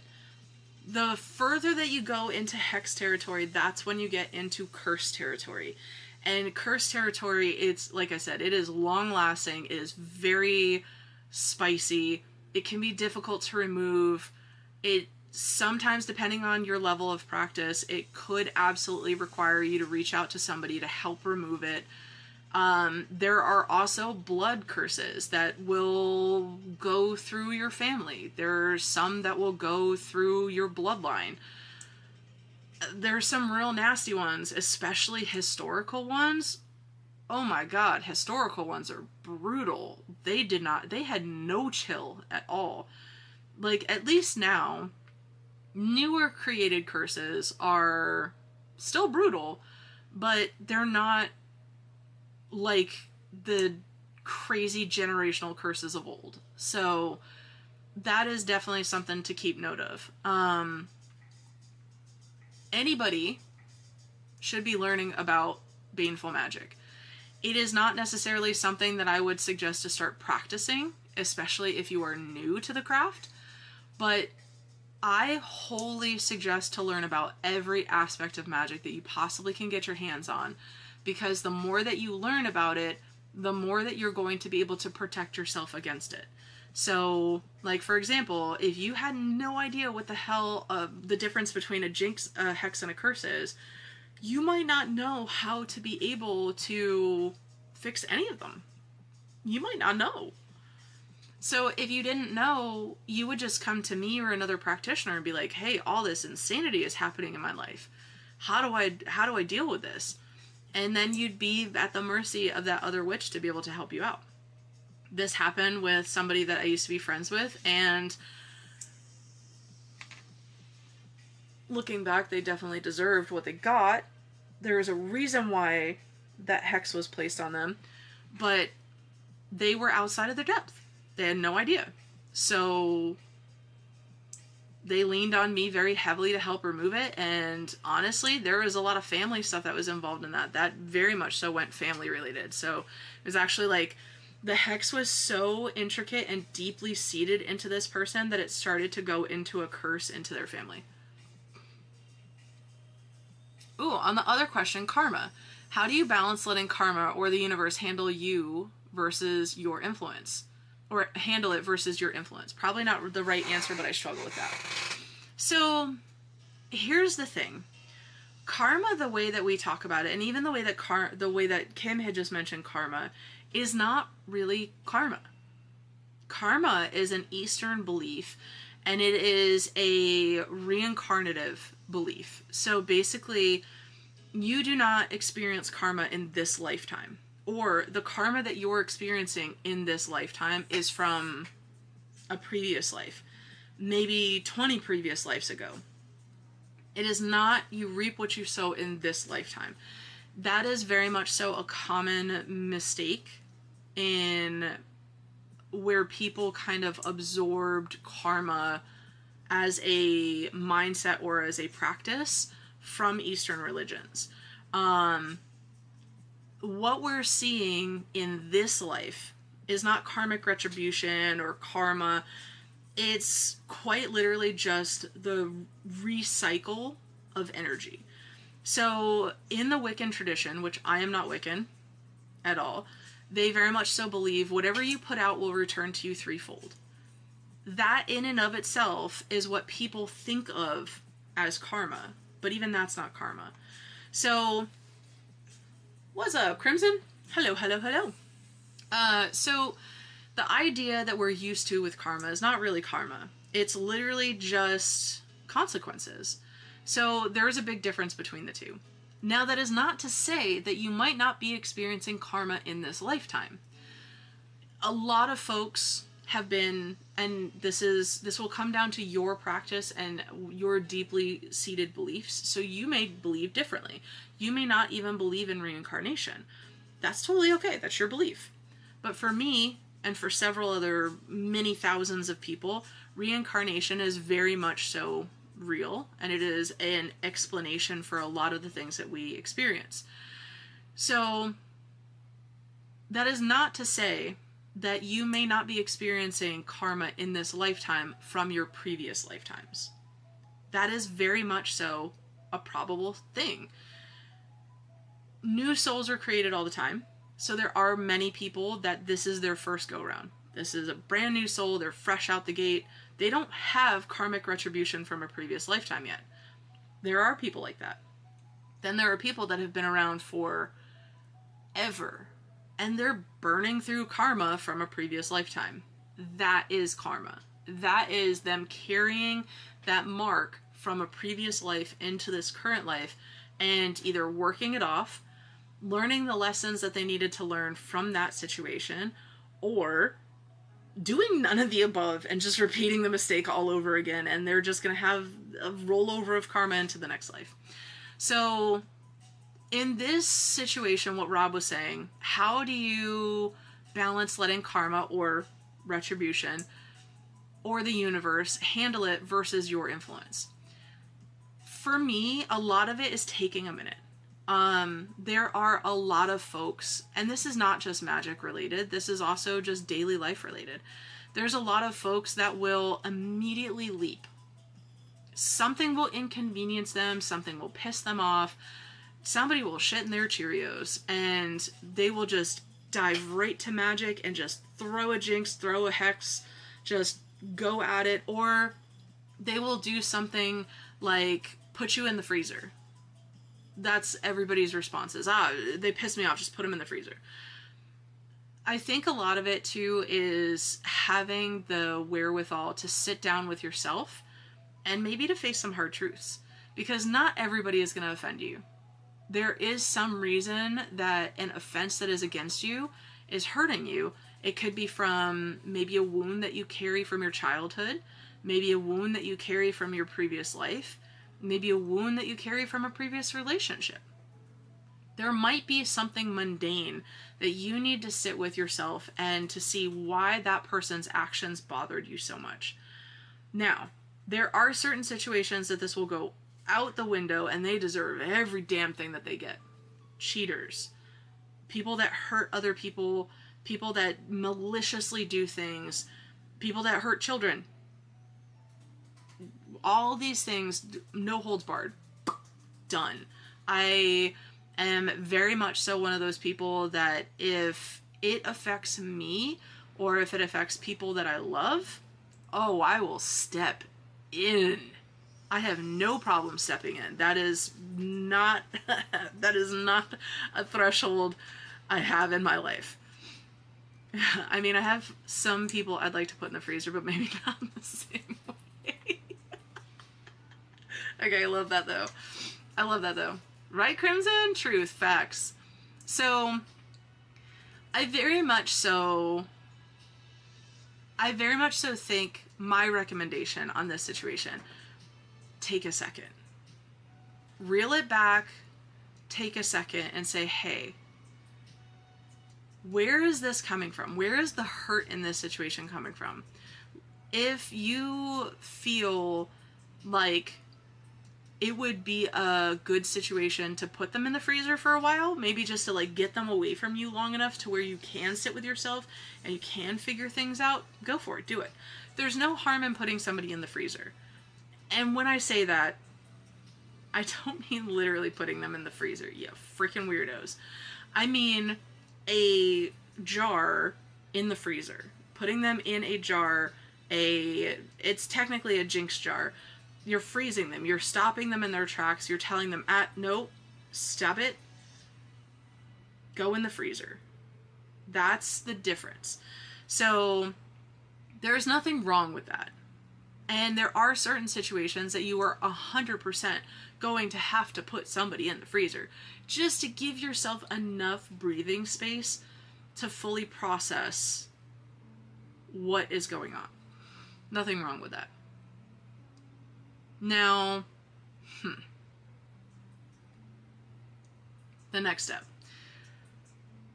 If it has gotten past the point where the freezer is just not doing its job, or maybe they have exacerbated the issue, maybe they keep pushing you, maybe the situation didn't stop, maybe you did your shadow work, maybe you went to therapy, and that situation is still there and it's grinding all of your gears, go for it. Those gloves come off, baby. Do what you need to do. I will say my rules when I teach my folks, make sure you're protecting yourself, make sure you're protecting your family, do what you need to do. There you go. So baneful magic is not the first go-to. It is always going to be mundane first. Address your feelings, address the things that you're maybe having some negative thoughts around. Maybe it's bringing up some trauma from your current life, maybe your childhood, or maybe a past life. But sit with yourself, go through that process to understand what's happening. It will also help you to temper your anger, which I don't know if you guys are like me, but I can be quick to anger in certain situations. Can be very quick to anger. I've gotten a lot better in my many years on this planet, but I can be quick to anger in certain situations. If it is hurting somebody that I love, instant. I go from 0 to 100 immediately. I thought the gloves went on for baneful. Nice. I see what you did there. I like it. My nose is running, so give me just a second. You don't look at this, weirdos. Oh my god, my nose. There we go. But yeah, so I default to aggression, but I temper it with resolve and discipline, but that's my philosophy. And some people do resort to aggression first. That is something that you might need to sit with. You might need to sit with that and say, okay, am I resorting to that because it's what's necessary right now? Or is that it because it's your default? Are you so used to resorting to aggression that that's what you go to first? Sometimes we don't realize the cycles that we've created for ourselves, and sometimes it's good to break them. I have found in my many years, I'm 42, I'll be 43 in just a couple weeks, I have found that aggression is very rarely the answer. A lot of it will take taking a step back from the situation, really looking at it and saying, okay, wait, what is this actually calling for? Is this calling for the entire arsenal to come out? Or would it be resolved with a single grain? You know, do you see what I'm saying? Like, maybe it doesn't require the arsenal, but maybe like one tiny thing. Like, this is the difference between going through like an entire curse and like putting a curse on this person or putting a curse on their family versus just putting them in the freezer for a week just to be able to give yourself enough time to think and to process what is going on. That's the difference between those two. I think I've gotten too good at tempering anger where I can immediately let a lot of things go because I know how I can get if I wanted to. That's also not healthy though. So one of the things I really love about witchcraft and the craft in general, doesn't matter if you associate it with a religion like Wicca or Druidism or Asastru or anything like that, or Asatru. It doesn't matter if you associate it with a religious practice as well. All of it is going to come down to balance. All of it is going to come down to balance because, Rob, in your situation, you might be so good at tempering your anger that you turn into a doormat. That is very much so what has happened for me over the years is I got very good at tempering my anger, so much so that there are so many situations that I have gotten absolutely rolled over and I shouldn't have. I should have never let those things happen. But I did. And that sucks. That sucks. That is what happens. So I think a lot of it is like, that's one thing I really love about the craft is it forces introspection, and it really, really, really, like, it really makes you stop and think outside of yourself. It gives you that moment for introspection where it's forcing you to look at yourself, but not necessarily from your own perspective. It's making you look at yourself from the outside. Does that make sense? You're introspective because you're looking at the inside of yourself. But you're doing it from the outside, where you could see how your reactions affect other people, how your reactions affect yourself, how the way that you present yourself in certain situations will temper those outcomes. It will change those outcomes. If you go into a situation aggressive, it immediately puts everybody on a high alert. It immediately will raise every flag and say, whoa, damn, what? I walked into a war zone. It will give you that ability to recognize better what a situation calls for or needs rather than an assumptive. And I think that is one of the most beautiful things. That's not to say that I'm perfect. I make mistakes all the time. All the time. Bingo very much recluse immediately. Yeah, exactly. And that's the thing. Like, sometimes it's an all or nothing. Like what Crimson was saying. I don't know if you guys saw that person's comment. I think that came through from Twitch. It shows YouTube, but I don't know. But Crimson had said, I default to aggression, but I temper it with resolve and discipline. So that person's default setting is aggressive, which means that around the people that are around him, or I assume him, sorry, the people that are around this person very much so might immediately have a wall up.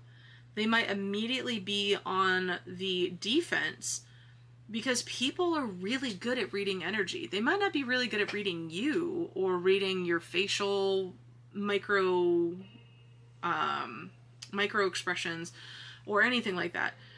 But they're really good at feeling energy. They're really good at being like, something is a little off. Where is this coming from? What is happening? So, your YouTube. Oh, okay. Oh, weird. Your comments are not showing up in the chat on my YouTube. They're showing up in my mailed live chat. Oh. There's 2 sections for chat. I didn't realize that. Thanks, Crimson. You helped me learn something. That's cool. I didn't know that. Oh god, did I miss any other comments? I feel like I might have. I'm scrolling back through comments real quick because I did not realize I was apparently in the top chat, which I didn't know. I had no idea that that was a thing. Look at that. Hey, we all learned. Yeah, I just switched over to live chat and I was like, oh, there's Crimson.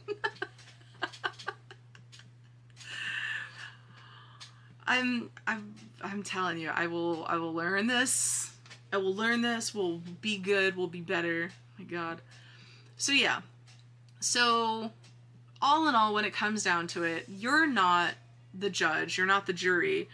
But you are the judge in situations that directly affect you or that directly reflect your life. That's where you're the judge. You have every right to do the things that you do. Who picks top comments? I don't know. I'm wondering if the top comments are the people that follow me. Or like the subscribers. Because I don't know if Crimson is a subscriber. So maybe like the top comment thing is like the people that subscribe. Maybe. I feel like we're all in like this crazy new learning thing and I'm so about it. I'm so about it. Oh god, do you guys see back there? There's, oh wait, this side.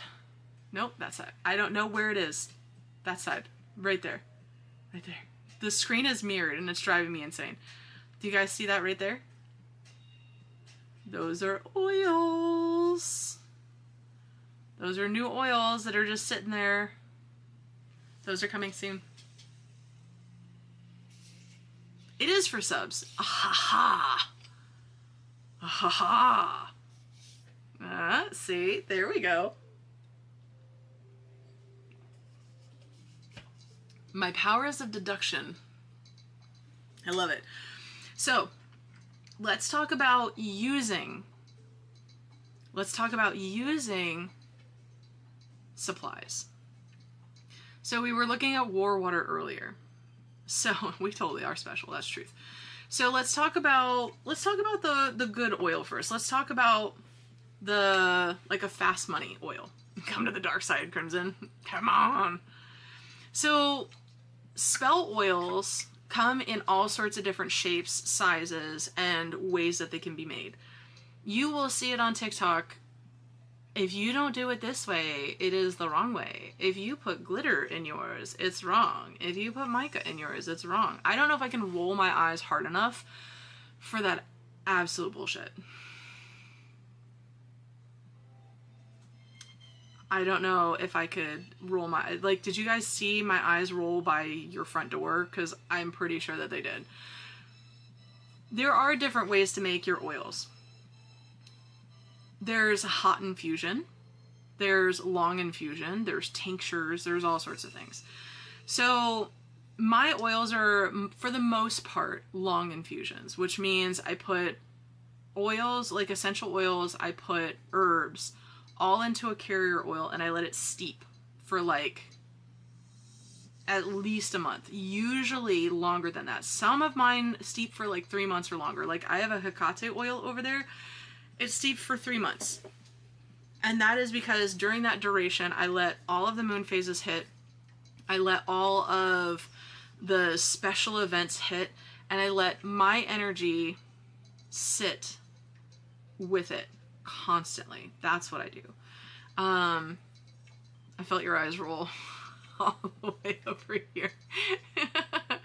Crimson's like, absolutely not. No subscription. Well, I'm glad that you're at least here with us, Crimson. Thank you. This is my first time ever being live on YouTube, so thanks for being here for the inauguration. I love it.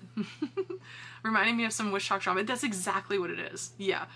So Witch Talk had this whole thing, I don't even know, time is irrelevant at this point, it just kind of like is what it is, but there was like this whole Witch Talk drama where people were like, oh, is that your other half? People were like, yeah, if you use mica or if you use glitters in your oils, you're not a real witch. You need to use only my oil. My oil is the only oil that works. Witch Talk exploded with that and was like, the fuck? What? Are you kidding me? So, I didn't pipe into it because honestly, it was just rage bait, and I'm just like, I'm too busy actually making oils over here. I'm not buying into this shit show. So, with oils, making them, the big thing is you want to be able to find a reputable source that you connect with. So, if you like how their oils perform, perfect. If you like their process, perfect. If you prefer glitter in them, cool. If I have oils that 99.9% of my oils and waters and stuff does not use glitter, but if you want it, put it in there. It's yours. As soon as this comes to your house, it's yours. Put whatever you want in there. You want to change this? Go for it. It's yours. If you feel like this is not cinnamony enough for you, first off, I need to check your nostrils. And second off, put more in.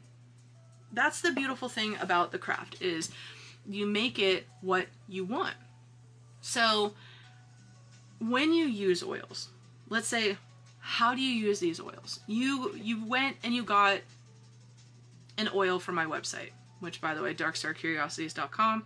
If you've never been there, please visit there. I'm doing all sorts of drops. It has been wild. I've been working my absolute ass off. But you went to darkstarcuriosities.com and you got an oil. Or you got one from someone else. Whatever. So, now what? You have an oil. What do you do with it? Do you just look at it? What do you do? For the most part, whatever you want, within reason. So it depends on what the oil is and what it is created for. Some spell oils, actually the vast majority of spell oils, are not necessarily meant for your skin. For example, if they are baneful, do not put them on your skin. I do not know how I could say that any louder. Don't put baneful things on your own skin. They are meant for items or people, other people aside from you. No matter what it is, keep out of reach of pets and small children. There is not a single oil on the face of the planet that is okay for kids. Exactly, use it. What's up, Aaron? Eric Horno? What's up, Eric Horno? Hello. We have a friend hanging out with us on Twitch. So we're talking about spell oils. The hell do you do with them? Like our friend Crimson says, use it.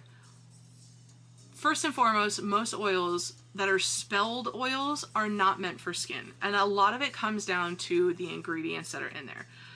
Like, for example, my Fast Money oil, yes, you could potentially use it on your skin. However, it does contain very well-known skin irritants like clove and cinnamon.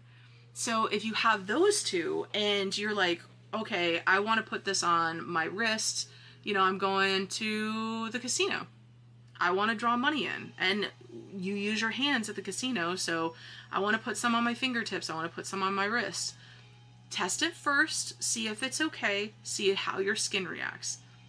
At first I understood spell oils. I was expecting you to talk about magic. Look, man, I don't have enough sleeves to have stuff up there, but it's a different kind of magic. We're talking about witchcraft.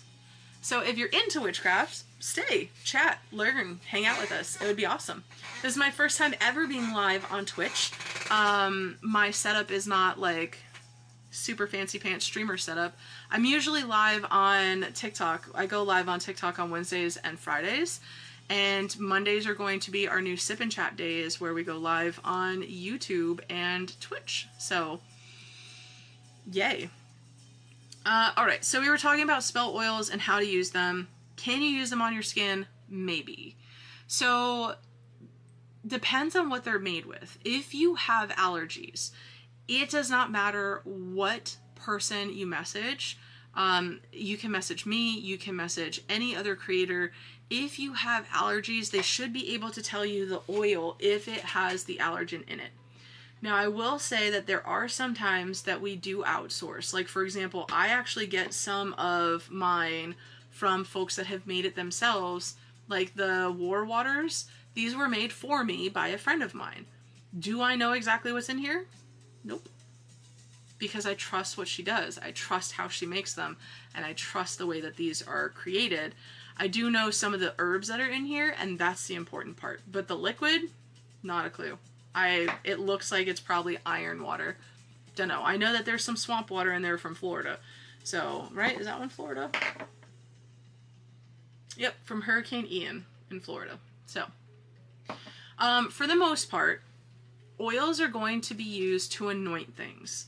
So this could be anointing your, like for fast money oil, anoint a coin, put it in your wallet or your purse. If you're going to do something lottery based, anoint the edge of the ticket. Anoint the coin that you use to scratch the ticket. If you're going to a casino, anoint one of your poker chips and keep it in your pocket with you the whole time. You can anoint your debit card. Don't do a lot, you guys. A little dab will do ya. Like, I'm actually going to be phasing out the 2 ounces for the fast money oils and for most of my oils, because honestly, they're so freaking potent that you just need 1 drop. You don't need a lot. So those things, just a single drop will do. Now, when you get into ritual uses and anointing tools, like your candles, your athames or bowlings, knives, whenever you're anointing tools, that's when you can go a little heavier. You can definitely coat things with it. When you are coating or when you're anointing a candle, you quite literally get in it. You get in it. If it is one of the tall glass candles that you get from stores, I'll be selling them in the future. You could go to Dollar Tree and get some of the paraffin ones. Poke holes all the way in. You could get skewers right there from Dollar Tree. Poke holes in them. Drip your oils down into it. Let them seep all the way down or as much as possible. You could even like push it down further with your skewer. If you add herbs on top of your candle, dear sweet mother of God, keep it away from the wick. These candle makers out there that are putting like herbs directly next to the wick absolutely drive me bonkers. That is like fire safety 101. I'm here for it, even though I follow Nordic and my Celtic heritage. Yeah, there's still a lot of the same practice that's exactly from that. Like especially Nordic and Norse. Oh my God, that is all over. Like there's so much witchcraft in the Nordic areas and Europe. I mean, to be fair, it's everywhere. So if you were to anoint a coin, just because you said that, would you recommend covering them like a plastic bag as to not constantly come in contact with the oil? Not really. Not really. So when you do it, like, do I have a coin? That probably would have been a good idea, huh? I don't have a coin next to me, I don't think. But let's say a pen, right? You are going to go sign a contract. You're going to sign a contract for a new job. Or you're going to sign a contract for a car, right? And you want to be able to try to save money, or you want to get some more money taken off of the cost of the car. So when you anoint it, hold on, I'm going to do a Sharpie because I don't use this one very often. So let's do a Sharpie. So when you anoint it, you would literally just take it and you don't even have to squish the dropper. You just literally like drag it along. Now, if your hands are good and you are not allergic to anything, like if you do not like, if you don't get irritated by cinnamon or clove or anything, get in there. Get in there. Rub it all around. My hands are very clean and I'm touching my face a lot, so I'm not touching it. But get in there, rub it all around. And then just let it be. If this is a coin, or even like this, you're like, this is literally covered in oil. What the hell do I do with it? All you gotta do is take off the excess. So like in this case, I'm just gonna do this. So I've taken off the excess, but I don't know if you guys can see that. Stop tracking my face. It's still shiny. It still shows that there's still some oil on there. So now, even though I just touched it, like, yeah, I can still feel the oil, but it's not like dripping. So I can still open this, I can still use it. It's totally fine. Now, if I smell it, absolutely. I have the oil on my hand. So this is just where your safety comes in. Just know what you're doing. And I don't mean like with magic, but like now, I now have that oil on my hands, so I'm not going to touch my face. Or if I do, I'm going to touch my hair to like move it off of my face. So just rub it into your fingers. As long as you're not allergic, or as long as this is not a baneful product, a little on your skin is not going to kill you unless you're allergic. That's the thing. If it's a coin and you want to keep it in your pocket, the tiniest little bit on there, rub it around, get it all over the coin, do your prayer or your enchantment, do your activation for it. So that's the next part of using oils, is as soon as you anoint your item, you're putting your thoughts into it. You're putting your petition into it. Like, okay, this is the pen I'm going to use to go to the car dealership. I am going to get $5,000 off of the price of this car. I am going to get a $1,000 rebate. They're going to love me so much that they are going to want to give me this car. Are they going to give it to you? No, but you know what I mean. They're going to want me to take this car. It's going to happen for me.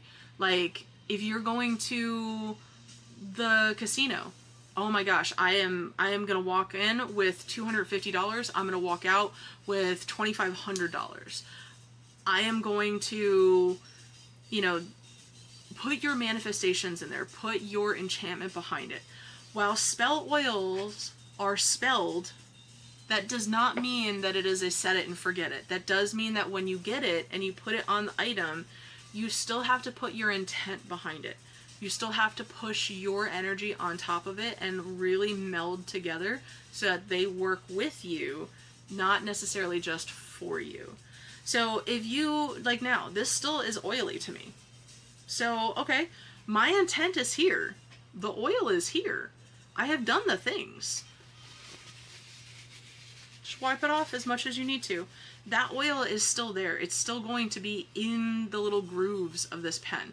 Same thing goes with a coin. It's still going to be there, but it's not going to be so overwhelming that you don't want to touch it. It's okay to wipe it off. It's not okay to be like, okay, I now have a coin in my purse that I just anointed. I'm going to go wash it and then come back. It's gone. You can wipe it off though. It's still there. The remnants are still there. Wouldn't it be better to mix the oil with the ink that's in the pen? It could be. Depends on what it is.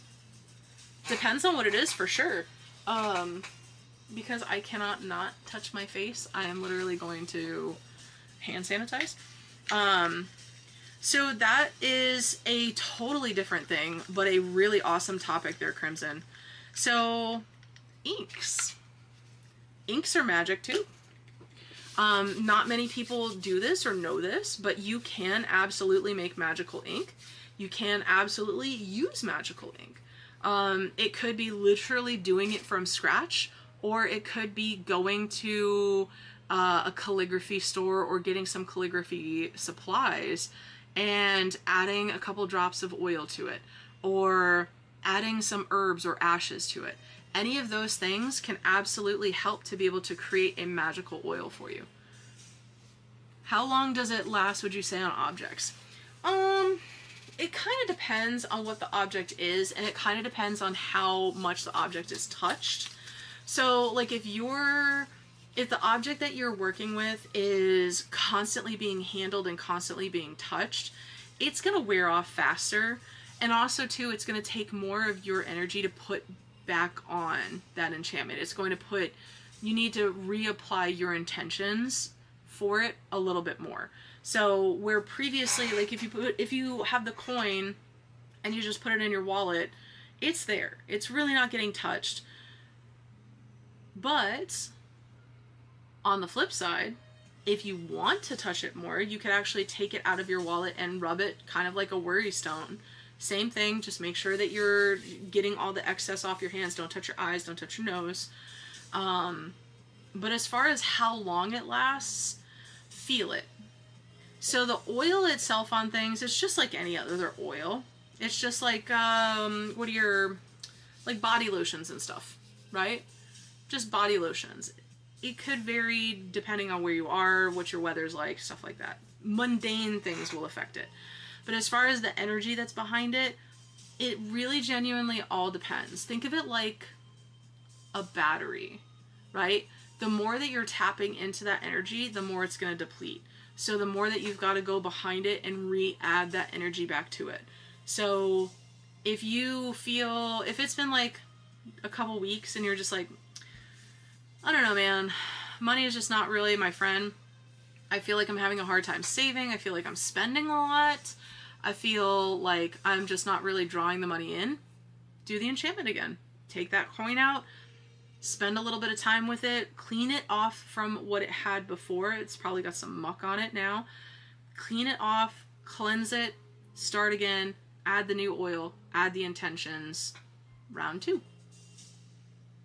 Do not rub your eyes. Truth. Any suggestions on what to anoint to help my husband find a job that matches his previous salary? I can't think of anything off my head. His previous pay stub. If he has access to his previous pay stub, you can use that as a kind of like a tag lock for the spell, as kind of like the baseline. I know it, but it still felt like I have to ask you. You can ask anything you want, Crimson. That's what we're here for, friend. I'm all about those questions. Let's go. And magical inks are like incredibly underrated. Like incredibly underrated.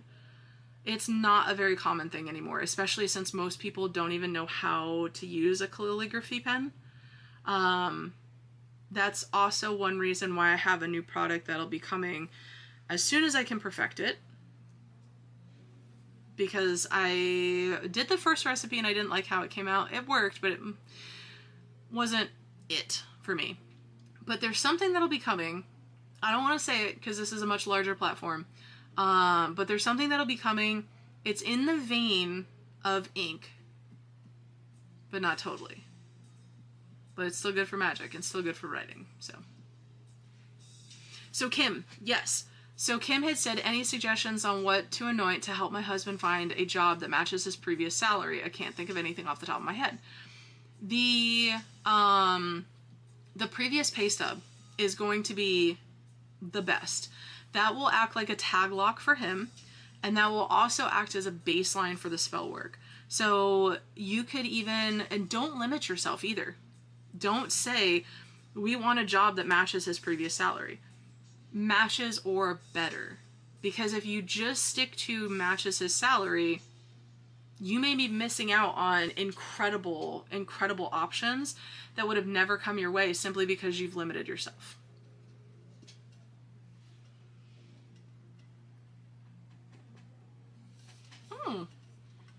Rob says, is there a standard enchantment for those who are new, or is it really just what feels right, no rules? Do you mean like when you're enchanting an item?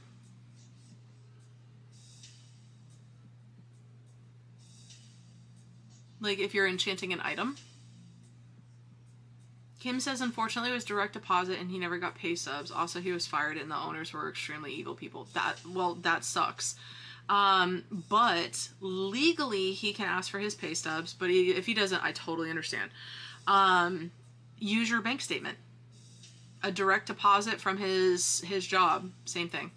While it's not necessarily the pay stub, and that would have been the better option, a bank statement will work too. Just highlight his section, or literally just cut out the line from direct deposits. You could literally do that with a whole bunch of direct deposits. Like, take 6 months worth of bank statements, cut out the direct deposits, do that. A W-2 could work too. Yeah, a W-2 could work. Rob says what you're saying. Oh, yeah, like putting intentions into enchantment with words. So there's not really one standard, so to speak. For the most part, like when you're doing any kind of, let's say like a candle anointing, because that's pretty basic. Most of us do it. So you're starting to anoint a candle. So what do? Yes, you rub it down with oil. What do you do from there? It really depends on what your intention is and what you believe. So for me, sometimes I will just drop a little bit of oil on the top of a candle. I won't even rub it in. I'll just let it mix in with the wax naturally, and that's that. Sometimes I will rub a candle down and I will add additional herbs to the outside of it. And then sometimes I will just straight drip it down the side of a candle, and whatever it is. But there's no kind of like universal thing to say. Most of it is what comes to you. No matter what it is that you say, it's got to have conviction behind it. If you don't believe what you're saying, the universe isn't either. So if you're saying, I'm going to be a millionaire in 2 weeks, first off, there's not a damn way that you believe that. And second off, the universe is not going to believe it either. So while it is good to have enchantments or intention words that are really pushing the boundaries, it does have to be rooted somewhere in reality to where it is something that's actually attainable. Now, granted, that could be attainable if you play the lotto. So if you're anointing a lotto ticket, then sure, go for that. But if it's just like Kim's situation where she's trying to help her husband get a job, in this case, something that outlandish wouldn't work. So you kind of want to keep your intentions matching the situation. So, like, for example, I just got a new candle today. I just got a new candle from my friend's shop. I shop at other witches' stores. I know. My friend's shop, I got a road opener candle, because I'm going to do a road opener here. The best thing that you could do, ritual-wise, tomorrow or any time thereafter, especially for the first 7 days after the Lunar New Year, is a road opener. If you're able to do that, cool. So that's my plan, is to do a road opener. I got a new candle. What do I do with this now? You could just light it, but I feel like you're going to be missing a lot of the oomph that goes behind it. So aside from the whole ritual that goes along with a road opener, the minimum that I'm going to do for that candle is I'm going to anoint it with the new road opener oil that I've made. Coming soon for you guys. I'm testing it out for you guys. I'm anointing it with that oil, and I am rolling it in the herbs on the outside. I'm carving things into it. Like, I have sigils that I need to carve into. I have a key that I'm carving into it because I work with Hecate, and a key is a symbol of opening doors. There's a few different things that I'm going to be carving into it, and I'm also going to be carving my name into it, because I want it to be locked to me. Well, and Ben too, but I want it to be locked to me. So it really is going to come down to your intention. It's going to come down to what you want out of it. But the words that you say when you're enchanting something, or putting an intention on something rather, doesn't need to be huge. If you're just putting your intention into something like the road opener, like every herb that you use, you should be telling it what you want it to do. That's giving it intention. Any herb that you work with has 50 different properties. I mean, like, no joke. Look at this. Look at this.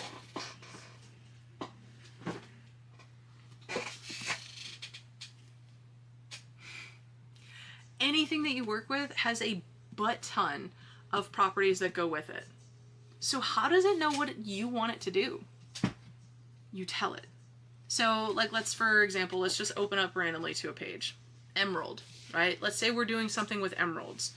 And it works with emotional balance, business, clairvoyance, cleverness, creativity, and a whole slew of other things. But let's say I want it to be able to help my business. So I will sit with this stone and I will say, all right, Emerald, you are being brought to the table tonight. You are being used in this spell because I need the boost in clairvoyance. I need the power for my business. I need the protection from enchantments. I need the protection from hexes. I need the memory and memory messages, the omens to come through, the money and the mental power. I'm literally just going through, picking what I want out of the list of what this does. I'm just picking what I want it to do, and I'm telling it what its purpose is in this spell. That's literally it. That's like the baseline.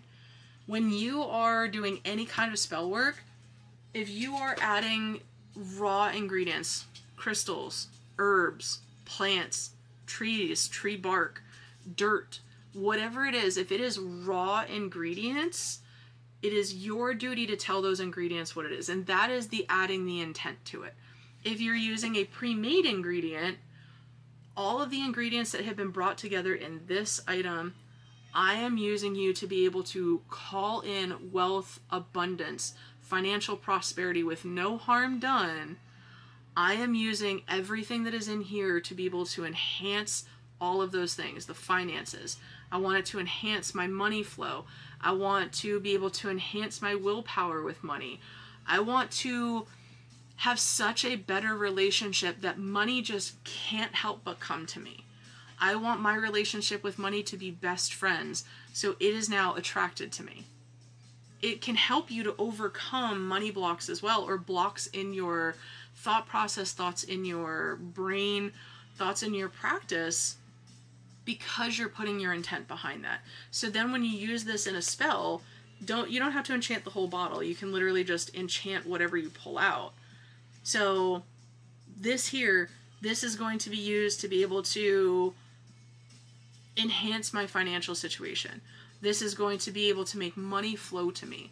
This purpose for this dropper here is to be able to make money so attracted to me that it can't help but come to me. And then you anoint whatever you're doing, and imagine those things. Imagine all that money coming to you. Imagine all of that, like that money flowing to you. Imagine your bank account being so stuffed that you don't even know what to do with all that money. Imagine all of that. Visualization, whether you can actually see the things or not, because I know that is sometimes an issue. People can't actually visualize. Visualization is not necessarily just seeing them, but it is talking to it like it exists. Another thing, whenever you guys are doing, oh god, I just made a mess out of this oil. Another thing when you guys are doing spell work, do not ask. You're not asking the universe for these things. You're not asking the universe for money. You're not asking the universe for power. You're not asking the universe for these things. You are telling the universe that you deserve these things. You are telling the universe that they are already in your life. So never, ever, ever, when you're doing spell work, say, I will, or in the future, or anything that is like not now or present tense. Don't say it, because you're literally limiting yourself. You're creating a block to where it won't happen now, but it might happen sometime in the future. I'm picturing the duck in DuckTales jumping into the coins as you say that. Exactly. whatever you need in your mental visualizations. And if you can't visualize, that's totally okay. You can literally just say those things to yourself inside of your head. Like, for example, if Courtney is not able to visualize, she could literally say out loud, the way that I see myself is like the duck in DuckTales jumping into a pile of coins. That's how easy money comes to me. I'm like that duck. I am surrounded by wealth and riches constantly. Even if you can't visualize, because I know that that's something that really stops people a lot, is the thought that they can't visualize. And that's not necessarily a bad thing. It doesn't mean you're broken. It just means that your brain works differently. So if that's the case, you just have to find a different way around it. So instead of visualizing it, say it out loud. Paint the picture with your words. There's some orators and storytellers that are so incredible with the way that they tell stories that it can't help other people but to visualize it. Well, maybe you can't visualize things, but the universe surely can. So say it out loud. Now, when you're enchanting things, that is different than putting your intention into things. Enchanting things is literally applying a spell to it and taking your intentions to like the next height. Basically, think of enchanting something like a permanent spell. It's permanent, like hair dye is permanent. You still do need to upkeep it, but it affects it at its base. So like, for example, I have a ring here. God dang, I need to clean this thing. This thing is tarnished. So I have a sterling silver ring, right? Hold on. That brings another question, which you may have answered. You don't always have to verbalize intentions if you're saying it to yourself or visualizing. No. There's no hard and fast rule with things. I mean, okay, there are some. Please don't ingest things. Don't eat rocks. Don't eat the oils and stuff. There's some common sense things. But you don't have to verbalize intentions. No. You don't have to visualize practices or intentions. No. If you work better verbalizing them, verbalize them. If you work better visualizing them, visualize them. If you work better writing them down, write them down. Whatever works best for you in your practice, do it just so long as it's getting done. See, that's weird in my practice and following. We ask, not tell, because nothing is just given. It's earned through determination and your dedication to receive for what you need. Yeah. So, and that will vary depending on your practice. Now, I will say there are certain things that may be the case where in your practice it's telling. So, like, for example,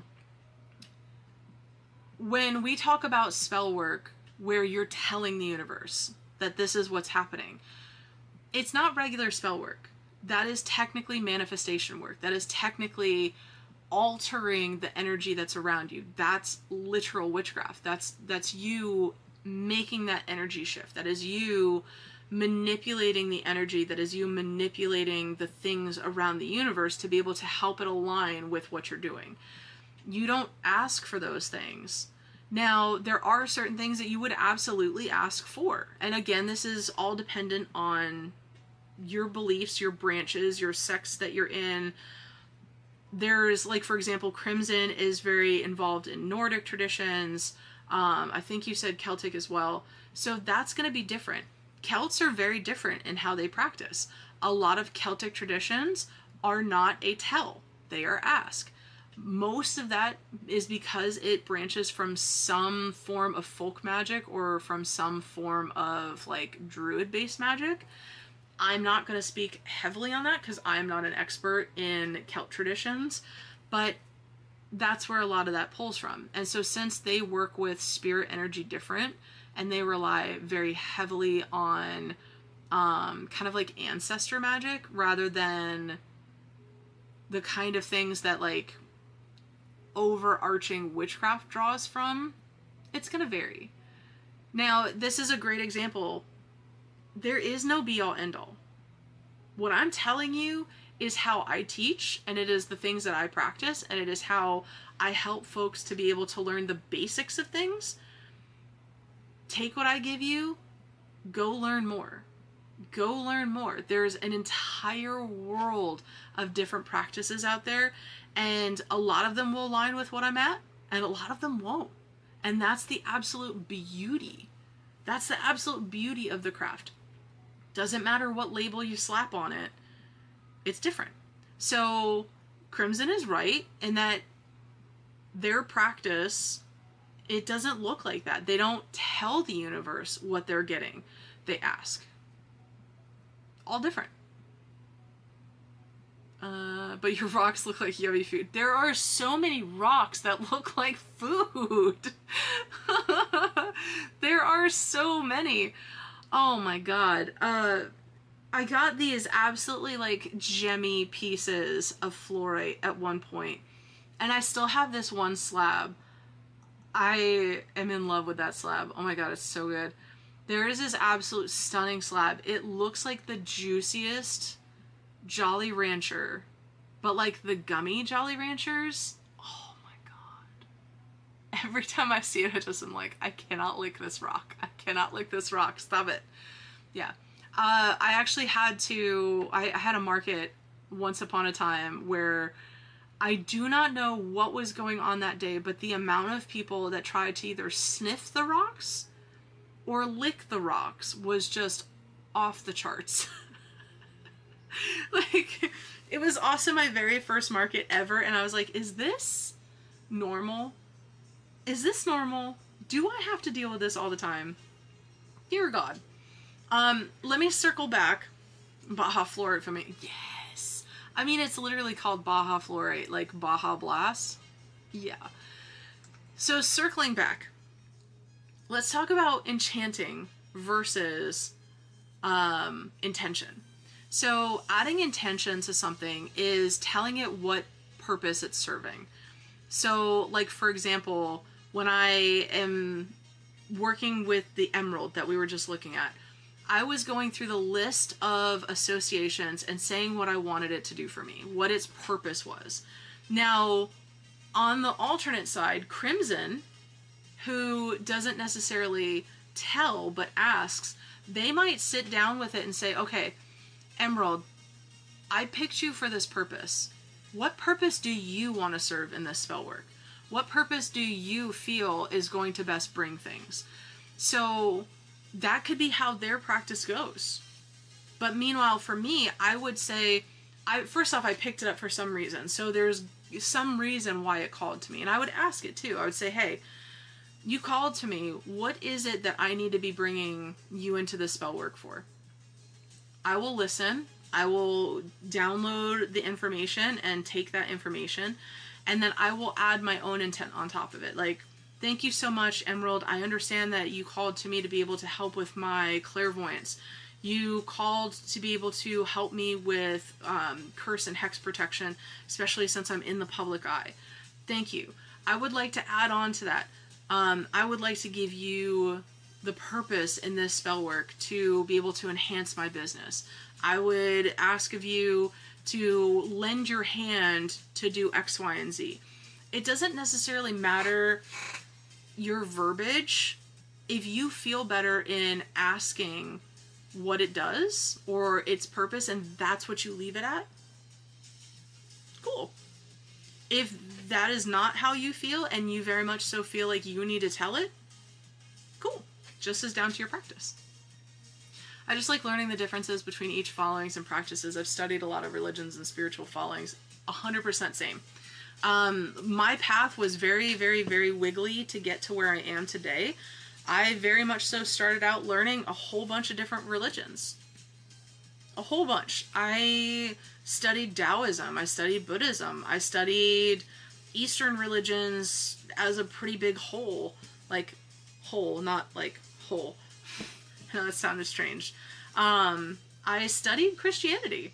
That's actually what I left to go on my soul journey and figure out where I was supposed to be.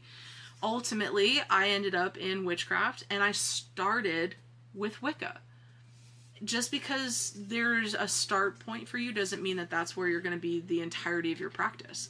Same thing as every single time I practice, it shifts. I change. I learn new things. I grow.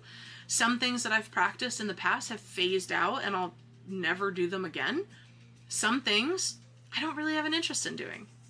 Like, for example, you guys know how bad I am at astrology. It's not my forte.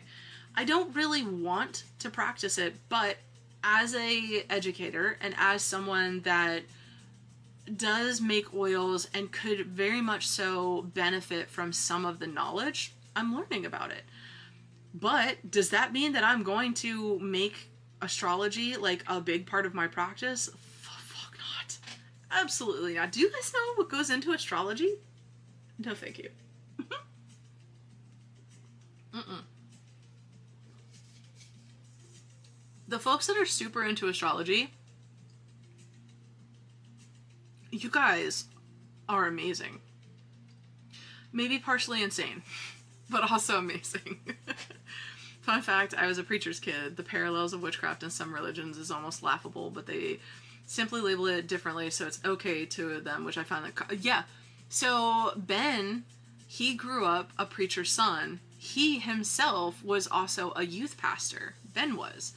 And over time, it just wasn't his path. He realized the hypocrisy that he was seeing. He realized, like, they look down their nose at witchcraft, but there's so much witchcraft in Christianity and Catholicism. So much. And so, 100%. That was a big moment for him to kind of, like, open his eyes and start to really explore things. And then we got together, and he was like, oh, yeah, there's a different world out there. Oh, yeah. So, yeah. It is. Astrology is so much like math, especially when you get into, like, the houses, the nodes, the angles. Oh, my God. Every time I look at, like, my birth chart, I'm just like... It makes my eyes do all sorts of different things. It's awful. Ooh, Kim has a really good point. I sniff pyrite. I'm checking for pyrite disease because I'm paranoid about it. Absolutely. I currently have giant bundles of pyrite from Tanzania that, like, they definitely smell off, so they're currently sequestered into their own little area. But I did find out that the pyrite that comes from that Tanzanian mine just smells bad. It smells bad. Like, in general, it doesn't matter at all. Like, it's not that it's got pyrite disease, it just smells bad. Sniff pyrite, that's new. Yeah. So pyrite can get pyrite disease, and when it does, it releases, unfortunately, noxious gas. So if you smell your pyrite and it smells really stinky, like very pungent, it's normal for it to have a little bit of a smell, but if it smells pungent, it has pyrite disease and it needs to be sequestered from any other pyrite that you might have. Basically, it's like a type of rot, and if it continues, it will literally just consume the piece. There's no way to heal it. It just happens. So not all pyrite will get pyrite disease. It usually happens when it gets wet, or especially if it's been wet for a prolonged period of time. That's why you do not ever wash your pyrite. You do not ever use any kind of liquid when you're doing, like, cleansing or, like, cleaning. Not for pyrite. Yep. Yep. Yeah, pyrite disease is gross. If your piece has pyrite disease, it looks like little white fuzz growing on it. It almost looks like a mold. It's just like little white fuzz. Can it cause issues for us? Yeah, it could over a period of time. Like, if you continuously huffed it. Like, if you licked it or huffed it, like... like, if you were really breathing it in, yeah. It could cause breathing issues for, like, small children. But, again, that's really if you have a lot of it and if it is, like, in their face. So, the best thing to do is if you have a piece that has pyrite disease or pyrite rot, is to be able to put it in its own container and just let it sit there. Some people put it on Tupperware containers. Some people will put them in like the little glass display things, because you can still display it. I mean, it will look interesting with the fuzz that grows on it, but it's not something that should be left out. Yep, if left under high humidity and bad conditions, pyrite can oxidize and create sulfur. It's contagious for other pyrite, and if you're suspicious, you can sniff it and see if it smells like rotten eggs. Yeah, and it'll smell kind of acidic too. Not just the sulfur smell like rotten eggs. It'll smell like a little acrid too, like like it's got like a bite to it. You know what I'm saying? Like it smells like that acrid, like, ugh. Like it kind of like tinges your nose a little bit. Yeah, pyrite disease will cause the pyrite to break down and turn into a crumbly mesh. Hey, thank you so much for the follow on Twitch. I appreciate you. Yeah, it's wild. And this is kind of one of the things that, this is why I quite literally yell at you guys when you get pyrite and we're talking about like cleaning and cleansing your materials. I will always tell you guys, don't use any Florida water, don't use any liquids to be able to cleanse it. And if you're cleaning pyrite, just a plain soft cloth, depending on what it is. If it's like a cubic piece, like, oh god, wait until you guys see this piece that's coming from Tucson. I'm dying. It should be here tomorrow. Dying. But if you have, I just got so distracted. If you have like a piece that has like nodules or like cubic pieces all over, or maybe it's on quartz, just a paintbrush, like a horsehair brush or like the long paint brushes, just get in there with a little paintbrush, brush out any dust that might be. You do not ever, ever, ever need to use any kind of liquid on pyrite. And I do sell the pyrite bracelets, but I always tell you guys, if it's during the summer, take it off. Take it off. If you're going to get all sweaty, just take it off, leave it at home. Don't do it. If you plan on going into the pool, the ocean, the river, the shower, any of those things, take it off. And I am so very much so particular about it that I 100% will tell people, if you are going to do that, I absolutely would suggest to, like, if you know that it's going to rain, don't wear it. Just don't wear it outside. If you get caught in a rainstorm, just put it in your pocket. Yeah. Good to know, because I know some crystals aren't supposed to be cleansed with water habitually, but I feel like the need to at least once the first time, I get it, thinking once won't hurt, but sounds incorrect. Yeah, there are some crystals that do not ever need to touch water. Pyrite is by far up there, nearly number one. So, like, for example, I think you're talking about, like, cleaning them and cleansing them. So, if you guys get new crystals, you just got this awesome smoky quartz for me today. Okay? Okay, cool. What do you do with this? I use white vinegar or oxalic acid for your pyrite. I would definitely not do that. No liquids for pyrite. Yeah. So let's say you got a smoky quartz for me today. This is a polished piece, so this is a lot more lenient in its rulings. So could you use water on this? Absolutely. Do you need to? No. Unless there's like mineral oil that are on there, but I always clean mine before they even get sent to you guys. So very rarely will you guys get anything that has mineral oil on it unless I put it on there for you. But if you're getting a piece that's polished, depending on what kind it is, all you gotta do is a soft cloth. I mean, even a paper towel, just wipe it down. If it's just got fingerprints on it, just wipe it down. You really don't need to use liquid to clean it unless it's got that mineral oil on it. But even then, you've got to be really careful what material it is. Like pyrite, no go. If it is a raw specimen, you don't need water. You don't need water. Unless you 100% know that it is quartz and that's it, I would not risk it. If you have questions, you're more than welcome to reach out and I'll help guide as best as I possibly can. If I don't know for some reason, I will 100% make sure to get you guys the resources, and yes. I don't cleanse any with water because of fear of ruining them. No, no, no. I use iron out for pyrite. Why do you use iron out for pyrite? Like if it's on like a quartz for an inclusion?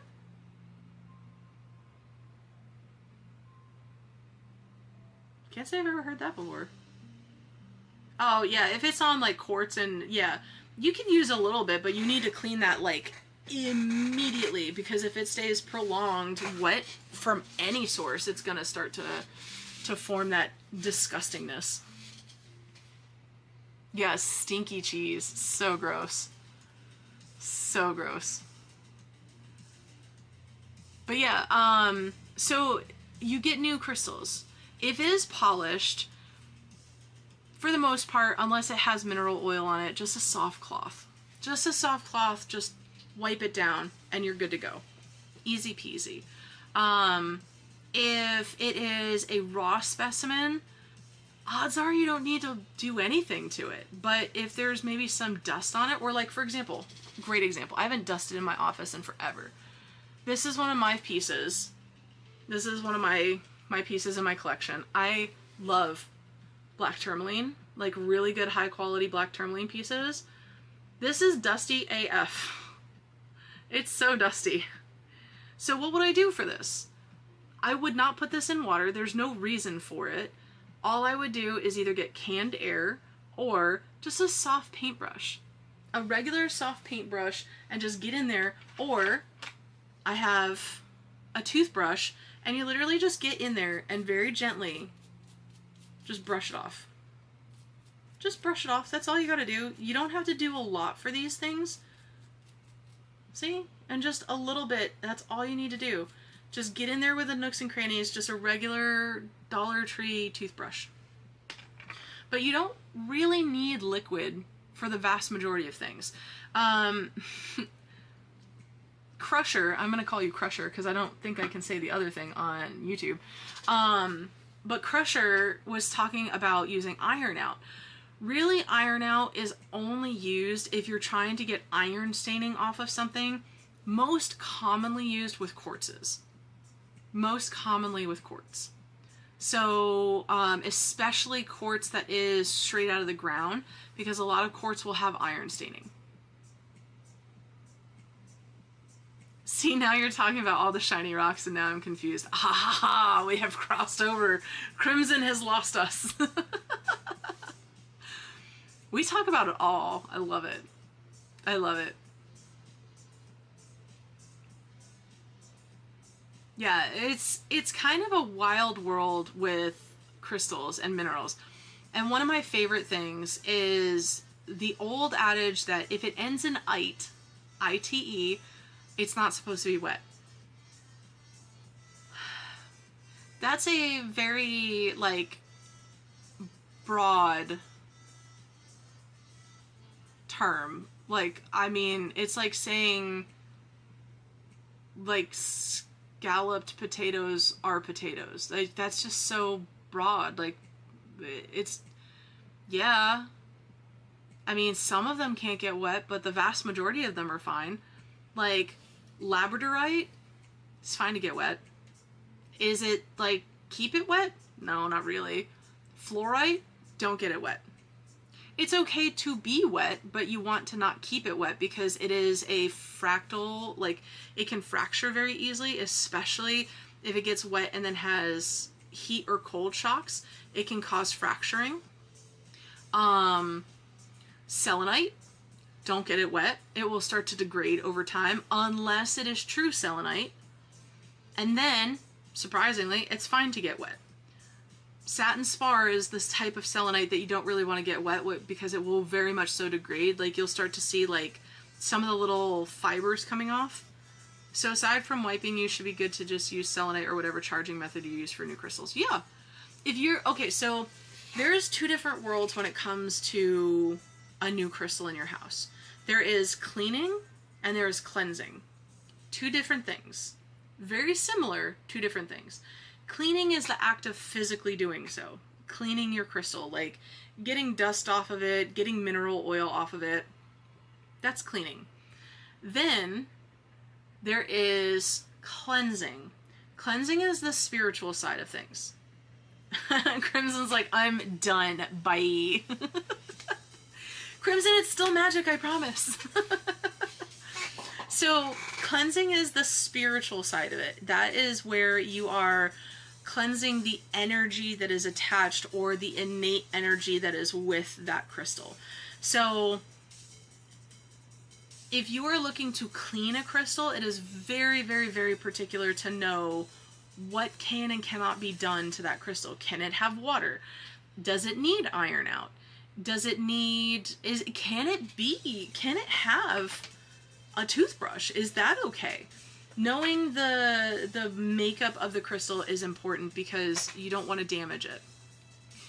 The cleansing side of it is just as important though too, because you don't want to use liquids all willy-nilly. So how do you cleanse a crystal then if you can't use Florida water? There's a million other ways. There are so many different ways. So other options to cleanse crystals, if you are not able to use water, you can smoke cleanse it. You can pass it through dragon's blood. You could pass it through patchouli. You could pass it through copal. You could pass it through, I think I already said dragon's blood, probably. It's my favorite. You could pass it through a myriad of different incenses. If you are not able to do any kind of smoke, maybe you're like very allergic to things like me, use a bell. You can use sound. Play a song that is at a certain frequency. Do that. If you're looking for the spiritual way to do things, sound, smoke, water. If you can't do any of those things, using light, you can also put it out in the sun. If it can't do sun, because there are certain things that can't go in the sun, use one of the other messages or the methods. Let me catch up. Okay, so this brings up a thought. Rings and washing your hands. Are they usually safe to wash your hands with the crystals no matter the stone? No, that's a great question. So I would highly suggest to take your rings off, like if you're doing dishes. If you're just washing your hands, the vast majority of stones are going to be fine. Just a simple, quick hand wash. But if you have softer stones like opal, if you have fluorite, things like those that are very soft stones, you want to be able to take them off and set them aside. So that way you're going to be able to get your hands clean, but also to not get your stone harmed in any kind of way. Because like, for example, opal is a very soft stone, and if the water's too hot, you run the risk of fracturing the stone. Same thing if the water's too cold, you run the risk of fracturing the stone. Same thing with fluorite. Those two are very, very, very particular, and they're not very good with shocks and temperature. So if it's really cold outside and you go wash your hands in really hot water, you're going to shock the stone and it's going to break. So just take the ring off. Oof, she cute. Who cute? Who cute? Oh, is he cute? Yeah, with raw pyrite, I use iron out for 15 minutes. Any longer will ruin it. Yeah. Yeah, for the most part, there's not really much reason to use iron out on raw pyrite in general. It won't really do a whole lot. The most it might do is like remove the, like the surface grit. That's about it. Compressed air is fantastic. For cleaning purposes, compressed air is great. Just do not hold it upside down to where like it turns into like almost like a compressed liquid, like that super cold liquid. Just don't do that. Just use it the way that it's intended to and you're fine. Can you explain the uses of crystals in a broad general way so I can better understand? Yeah. So kind of like what we were talking about with herbs, right? Think of crystals like herbs.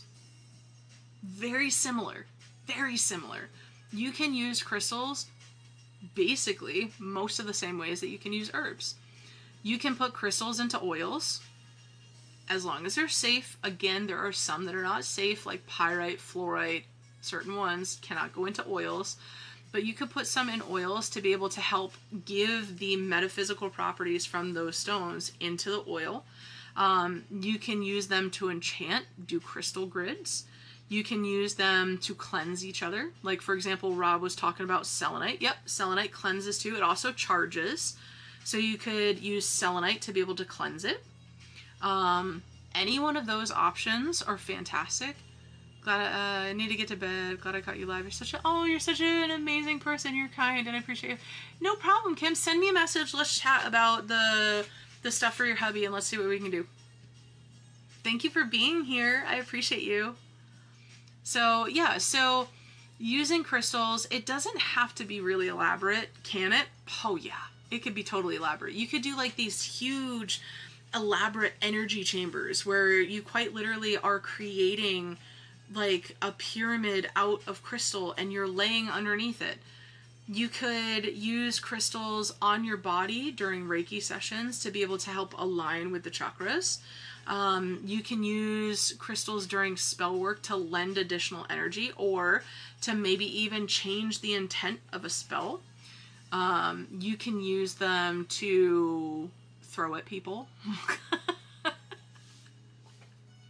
It's painful working. Throw them at people. But there's a lot of different ways that you can use crystals. The very base understanding for crystals is know their correspondence and go from there. Rob, I missed your comment about Palo Santo. Yeah, Palo Santo is one of the smoke cleansers. So you can use an incense, you can use a burn bundle, you can use a wood. Any kind of smoke that has a holy purpose to it. Absolutely. Yeah. For the most part, there's really nothing that's going to be affected by the smoke. Just make sure that it's not so close to the heat source and you're totally fine then. I've not thought about my opal ring, so thank you for saying that. Yeah, that's one that people forget about a lot. I know opal is very sought after for jewelry, and it is really, really, really something that people look for in engagement rings. But a good jeweler is always going to tell you that it is not a suggested for an engagement ring because it's a very soft stone and it can damage really easily. Yeah, they're all very good. They're good for all kinds of protection. Yes, truth. So when it comes to crystals and using them, like I was saying, it doesn't have to be really elaborate. It could be so simple as a piece of jewelry. Like this is a meteorite. I love meteorites. It is the type of energy, oh my God, focus. It is the type of energy that you are connecting with something outside of this world.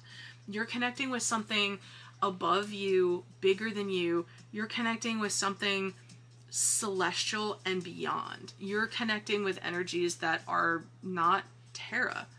They are outside of everything. So it is a stone to help elevate you. So jewelry is a fantastic way to be able to work with crystals, especially if you don't really want to get into a huge crystal collection. You don't want to get into beaded bracelets. You don't want to get into statement pieces or whatever. Jewelry. Simple jewelry too. Simple jewelry.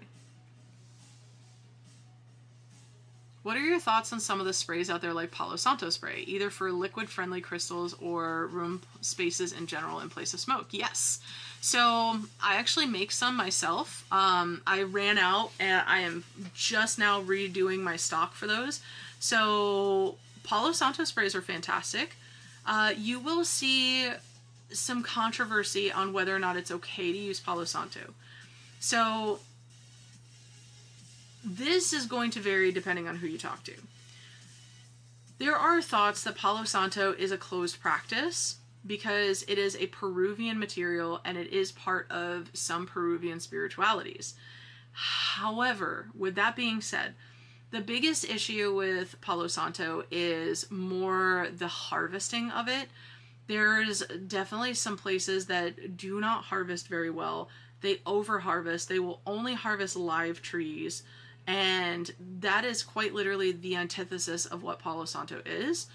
It's only meant to be harvested when the tree is dead and fallen. That's when you get the best resins. That's when the energy of the tree is the best. That's when the connection and the cycle of usage for the tree is at its best. So me personally, I only get mine from one vendor previously. I just enlisted a new vendor, and I make sure it's from a smaller farm. That way they're not over harvesting. I make sure that they only harvest once the tree has naturally died. So it comes down to ethics and just kind of like your moral compass for that one. Now, as far as sprays in general, yeah, go for it. Absolutely. My favorite, I take Florida water, like the Murray and Landman, and I just put it in a little spray bottle. Spray it around your house. My Florida water, you can do the same. It's an alcohol base, so put it into a spray bottle. If you add water, you have to use distilled water. I do not care what you are using your water for. If you are putting water into something else, only use distilled water. Don't use regular tap water. Random shit will grow in it. And spring water could also make random shit grow in it too. Plus, at that point, you're also incorporating other minerals too. Let me catch up. So sprays are phenomenal. Like, I have a bunch of them. Like, I have a lavender mist over there. I have a mist that I've made for Hecate. I have one that I made for Freya. So mists are phenomenal. They're a really great way for you to be able to get that extra oomph and get the bonuses from the oils or the tree saps without having to use smoke. So for people like me that are very sensitive, that's my route to go. Let me scriggity scroll. I missed a bunch of comments. Hey, that's my favorite way of using rocks. Cassie, what's up? Oh my god, you came in right as I was talking about the waters. Oh, that's fantastic and awful timing all at the same time. You're totally okay. You're totally okay. It's a total normal thing. So Cassie is talking about this because she sent me a message like, hey, is this normal? Something's growing in here. And I was like, did you use normal tap water? So if you get something like this from me that's a concentrate, you can either use distilled water or witch hazel. Those are the two options to help cut down the alcohol smell, or to even kind of like help cut down the potency of it and kind of like last a little bit longer. You can do that too. I struggle with that. Shaman's Market seems better than some, but they are more commercial now, so I'm wondering. I try to find good sources, but it's hard. Yeah. That's why it took me a while to like really pick where I wanted to get my Palo from. And like now I do have other Palo products. Like for example, I have the Palo Dust. I have the other Palo, like the cone incenses. I just have a stock of Palo essential oil coming. They're all from sources that I know. It took a while, but now I quite literally have several kilos. Right now, just within my vision, I can see 3 kilos of Palo Santo, all from the farms that I've picked in Peru, that I know that their stuff is not just like mass-produced harvest. That's it. It's hard. It really is. It's difficult. If we're getting something like Palo Santo or butterflies from someone, how do you know they are ethically sourced, or do you just trust what they say, or is there a way to find out? That's kind of hard. So with Palo, the thing that I have found is if the Palo looks really oily and like waxy, from what I have seen, now I could be wrong, this is just me, this is just what I've gone on, but if it looks really waxy and like almost like it's like bleeding, like there's a lot of resin, from what I have found, that usually means that it was harvested from a tree that was still alive. Like they felled the tree purposely to harvest the Palo. I don't buy that. I buy mine that looks like very golden.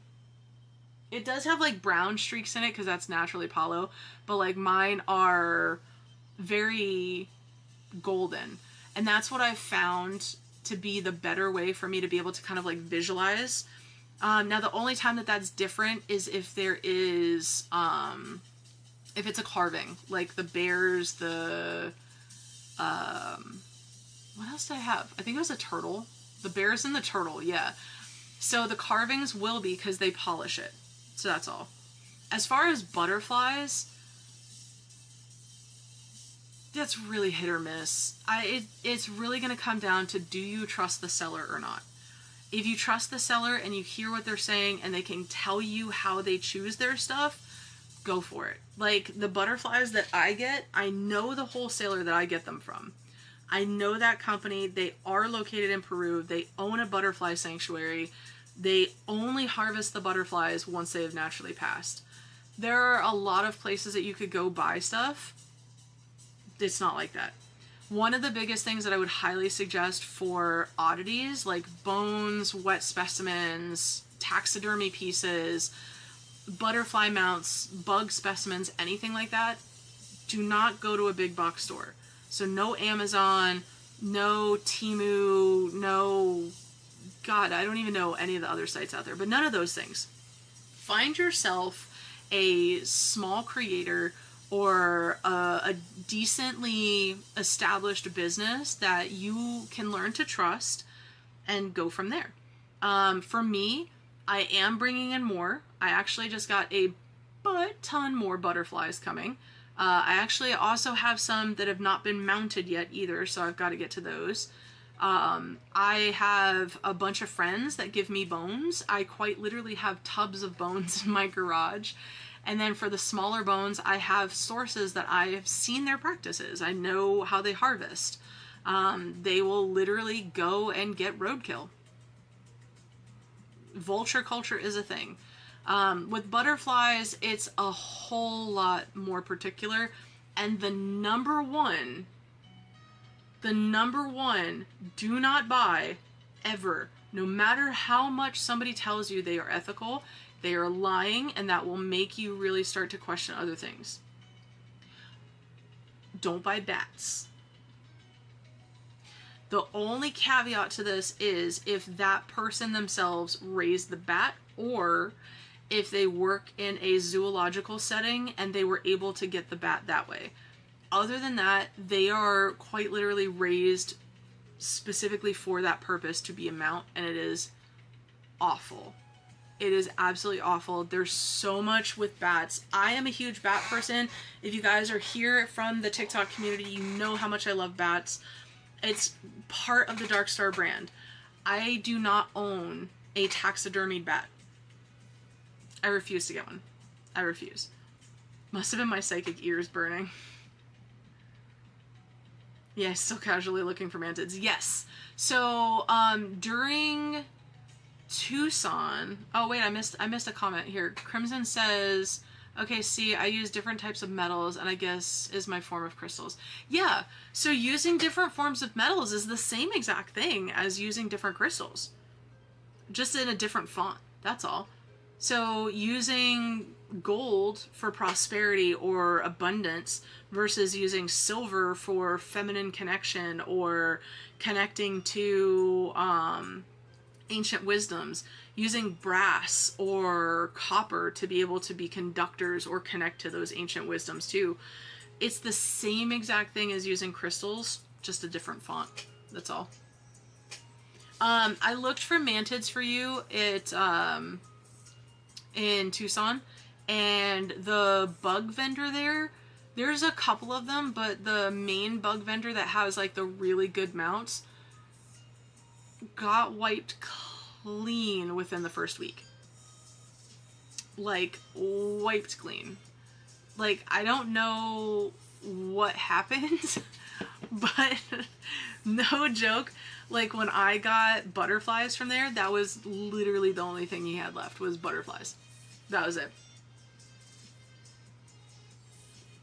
So I'm still looking. And I do want to make sure that those are harvested, like, very well done.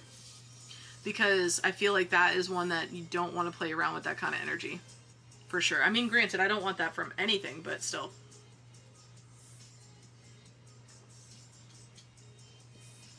Yeah, no problem, Cassie.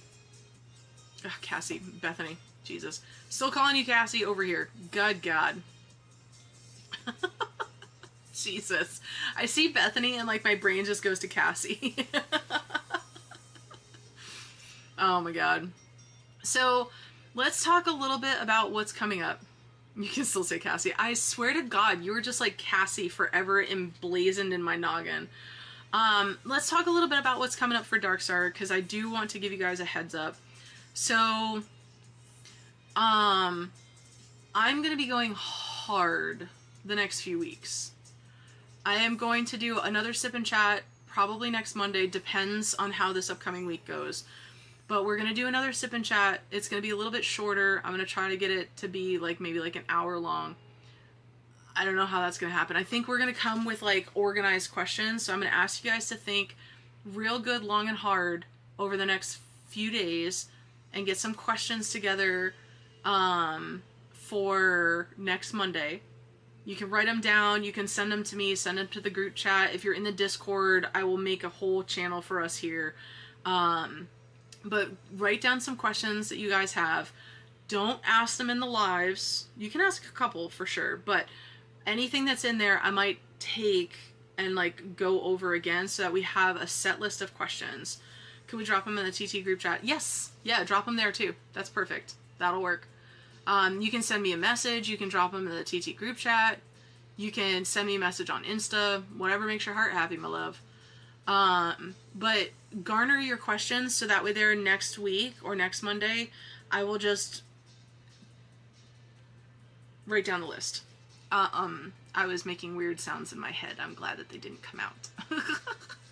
So that's going to be the thing, is we're going to be really hitting the lives hard. I have to be very careful with what I say on TikTok because the AI is just out of control right now. It is genuinely out of control. So if something happens and my live gets restricted or I lose access for a little while, we'll be here. I will figure out how to be able to get this over to the live table, and we will 100% do the live this way. It's going to be a little bit more work for me, but I will figure it out, and I will probably get Ben's help for it, so that way they're like, I have 2 screens going, and there's a lot going on right now. So, oh my god. I'll have to bring a notepad next week so I don't ask her in live and can say, no, please, still ask in the chat. Like, worst case scenario, I won't get to it and I'll just write it down. But you can still ask in the chat because I'm sure that, like, I won't have that many questions. So, and I mean, we're just getting started, so there's no hard and fast with it. It's just kind of like we're learning, you know?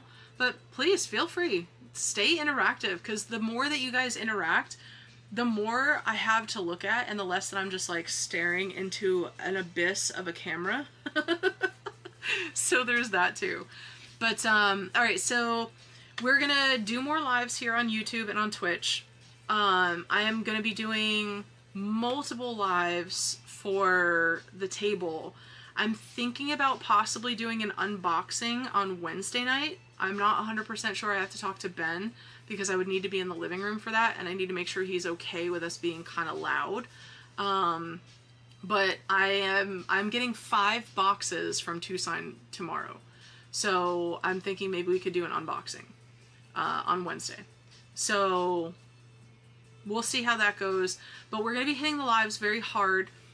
March is my birthday. March 3rd is my birthday. And from there, we're going to be doing some craziness in March. We're going to be doing some craziness in March. We're going to be doing birthday celebrations all month long. You are not going to want to miss out. I do not care if TikTok takes away my live privileges for a while. We will come here because some shenanigans is going down for March. Yeah, we've done unboxing videos before and they are chaos, but it is in the best way possible. Yes, there is going to be some craziness. You guys are going to want to make sure that you're paying attention. You guys are going to want to make sure that you are in the lives, and you guys are going to want to make sure that you are participating, because the more that you participate, the more some really good things are going to come your way. So, there's that. I am working on new oils. I have a Hades that is going to be starting production. I have the Hecate that's already finished. I have a Past Life oil that is already done. That's just finished. It just needs to be poured. I have a Justice oil that I need to get completed. I'm getting that done real soon. And then I have a Persephone that was requested tonight. I have a Glamour oil that is being done. I have a Siren style Glamour oil that's being done. I also have a bunch of different powders that are going to be produced. And a lot of my stuff is going to be appearing in other shops. So if you're here in Wilmington, it's going to be available at a local store here. There is going to also be some stock in New Jersey.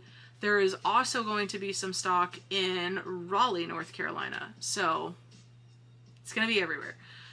That's happening. And then I am restocking the Money Bowl spell kits soon. I'm waiting on that delivery. As soon as I get some of the supplies for those, I'm going to be restocking those. I did hear you guys that you wanted more spell kits. I need your input. What spell kits do you guys want? I had one suggestion for a protection, but that was all I got. So you guys tell me what kind of spell kits that you want, because I've been doing this for so long. What do you want?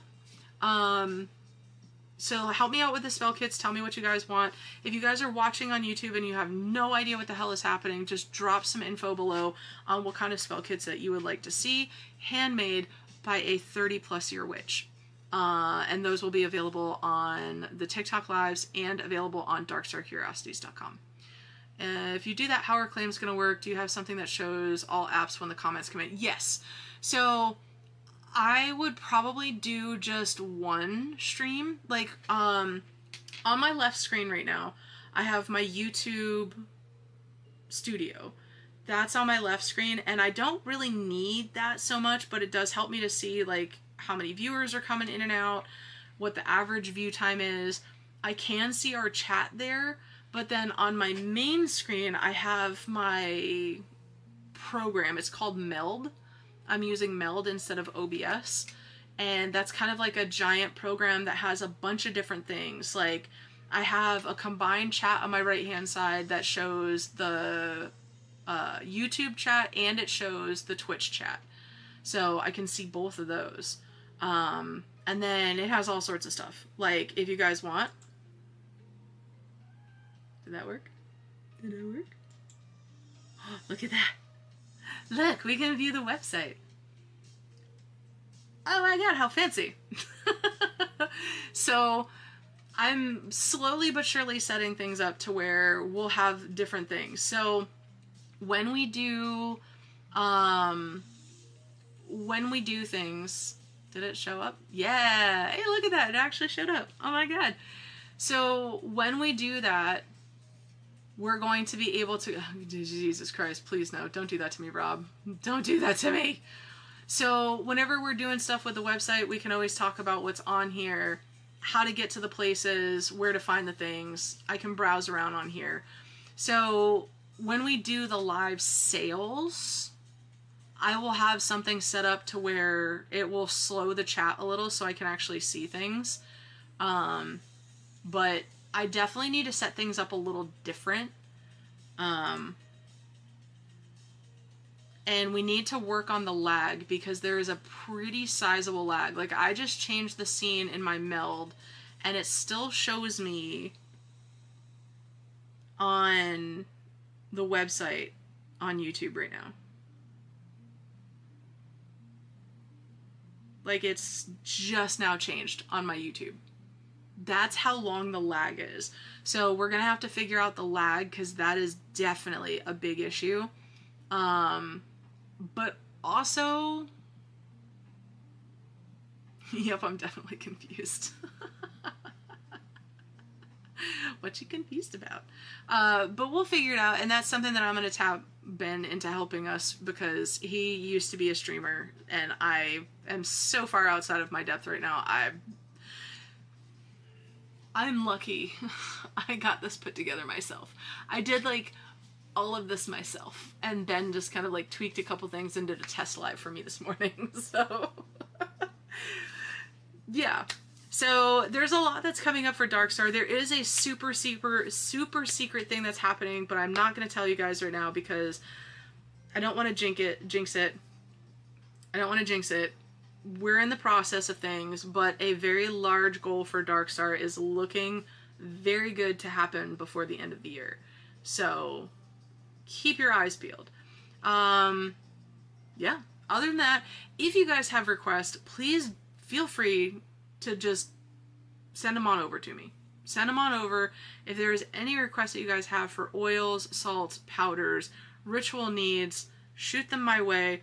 If you guys are here watching on YouTube, watching the replay, or on Twitch, you're welcome to drop me a message on any of the socials. I'm on TikTok and on Insta for sure. But shoot me a message and we'll go over any of the needs that you have. And if you guys have questions, please don't panic. Just send me a message. I'll answer you right there in the DMs, but then also too, I'll use that as content for us to talk about later. So, with that being said, it's pretty late. We're going to give it a go for the night. And, yeah, I want to thank you guys so much. Thank you for hanging out with me and for dealing with my delay on trying to figure this out. You guys should have heard me, like, I thought I was talking to people and there was nobody here, and I was like, I am so nervous. I don't know what I'm doing. It was awful. So, thank you guys for letting me experiment on you. And for our Twitch viewers, thank you so much. This is the first time I've ever been on Twitch, and I mean, granted, I didn't really know that I was on Twitch, so thank you for having me. We're going to be doing a lot more. Things are changing very rapidly, and I am very excited to be doing this full time for you guys. So I love you all so very much, and I just want to really genuinely tell you guys that I appreciate you. I know that you guys hear it when I'm behind the camera and you don't see my face, but I do not have enough words to tell you guys how grateful I am for you.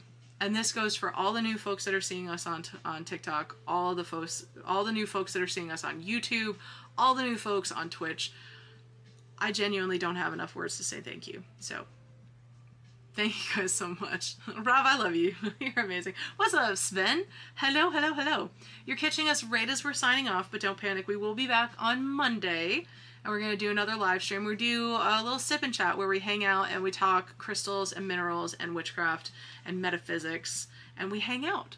So if you don't mind, Sven, please drop me a follow and come see us on Monday. We go live at 9 p.m. Eastern, and we're going to have a great time.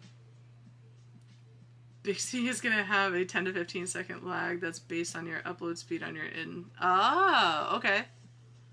Okay. Jackie! Hi! Hello, my love. Jackie, you caught us right as we're getting ready to log off. Do I talk about mining? Not as much, really. I'm going to be trying to get out to do some self-collection stuff, hopefully in the spring. Ben and I have been talking about going out towards, like, Emerald Hollow and doing that, so maybe. If you have some requests for what you'd like to see, Sven, drop me a message.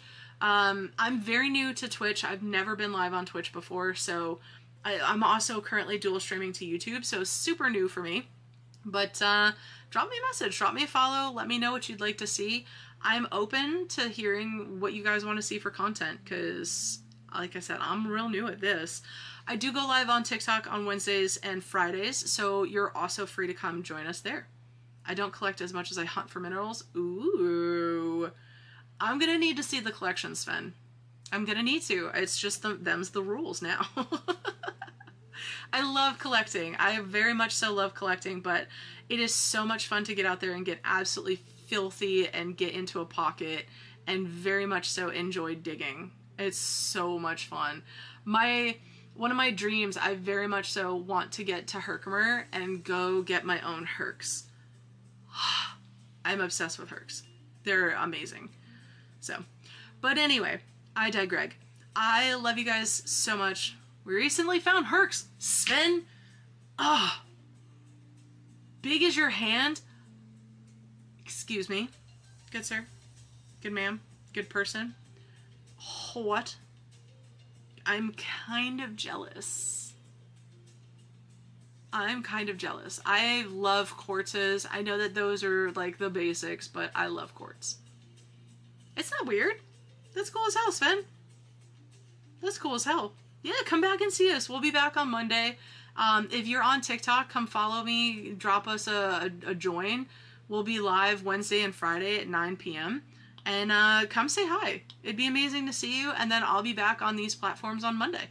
So in the meantime, I'm going to jump off of here. I've got a couple things I need to tweak with my layout. But I appreciate you guys so much. This was awesome. This was wild. I'm going to see if I can figure out how to end my stream. But in the meantime, I hope that you guys go and become the most cuddliest burritos that you have ever been in your entire life.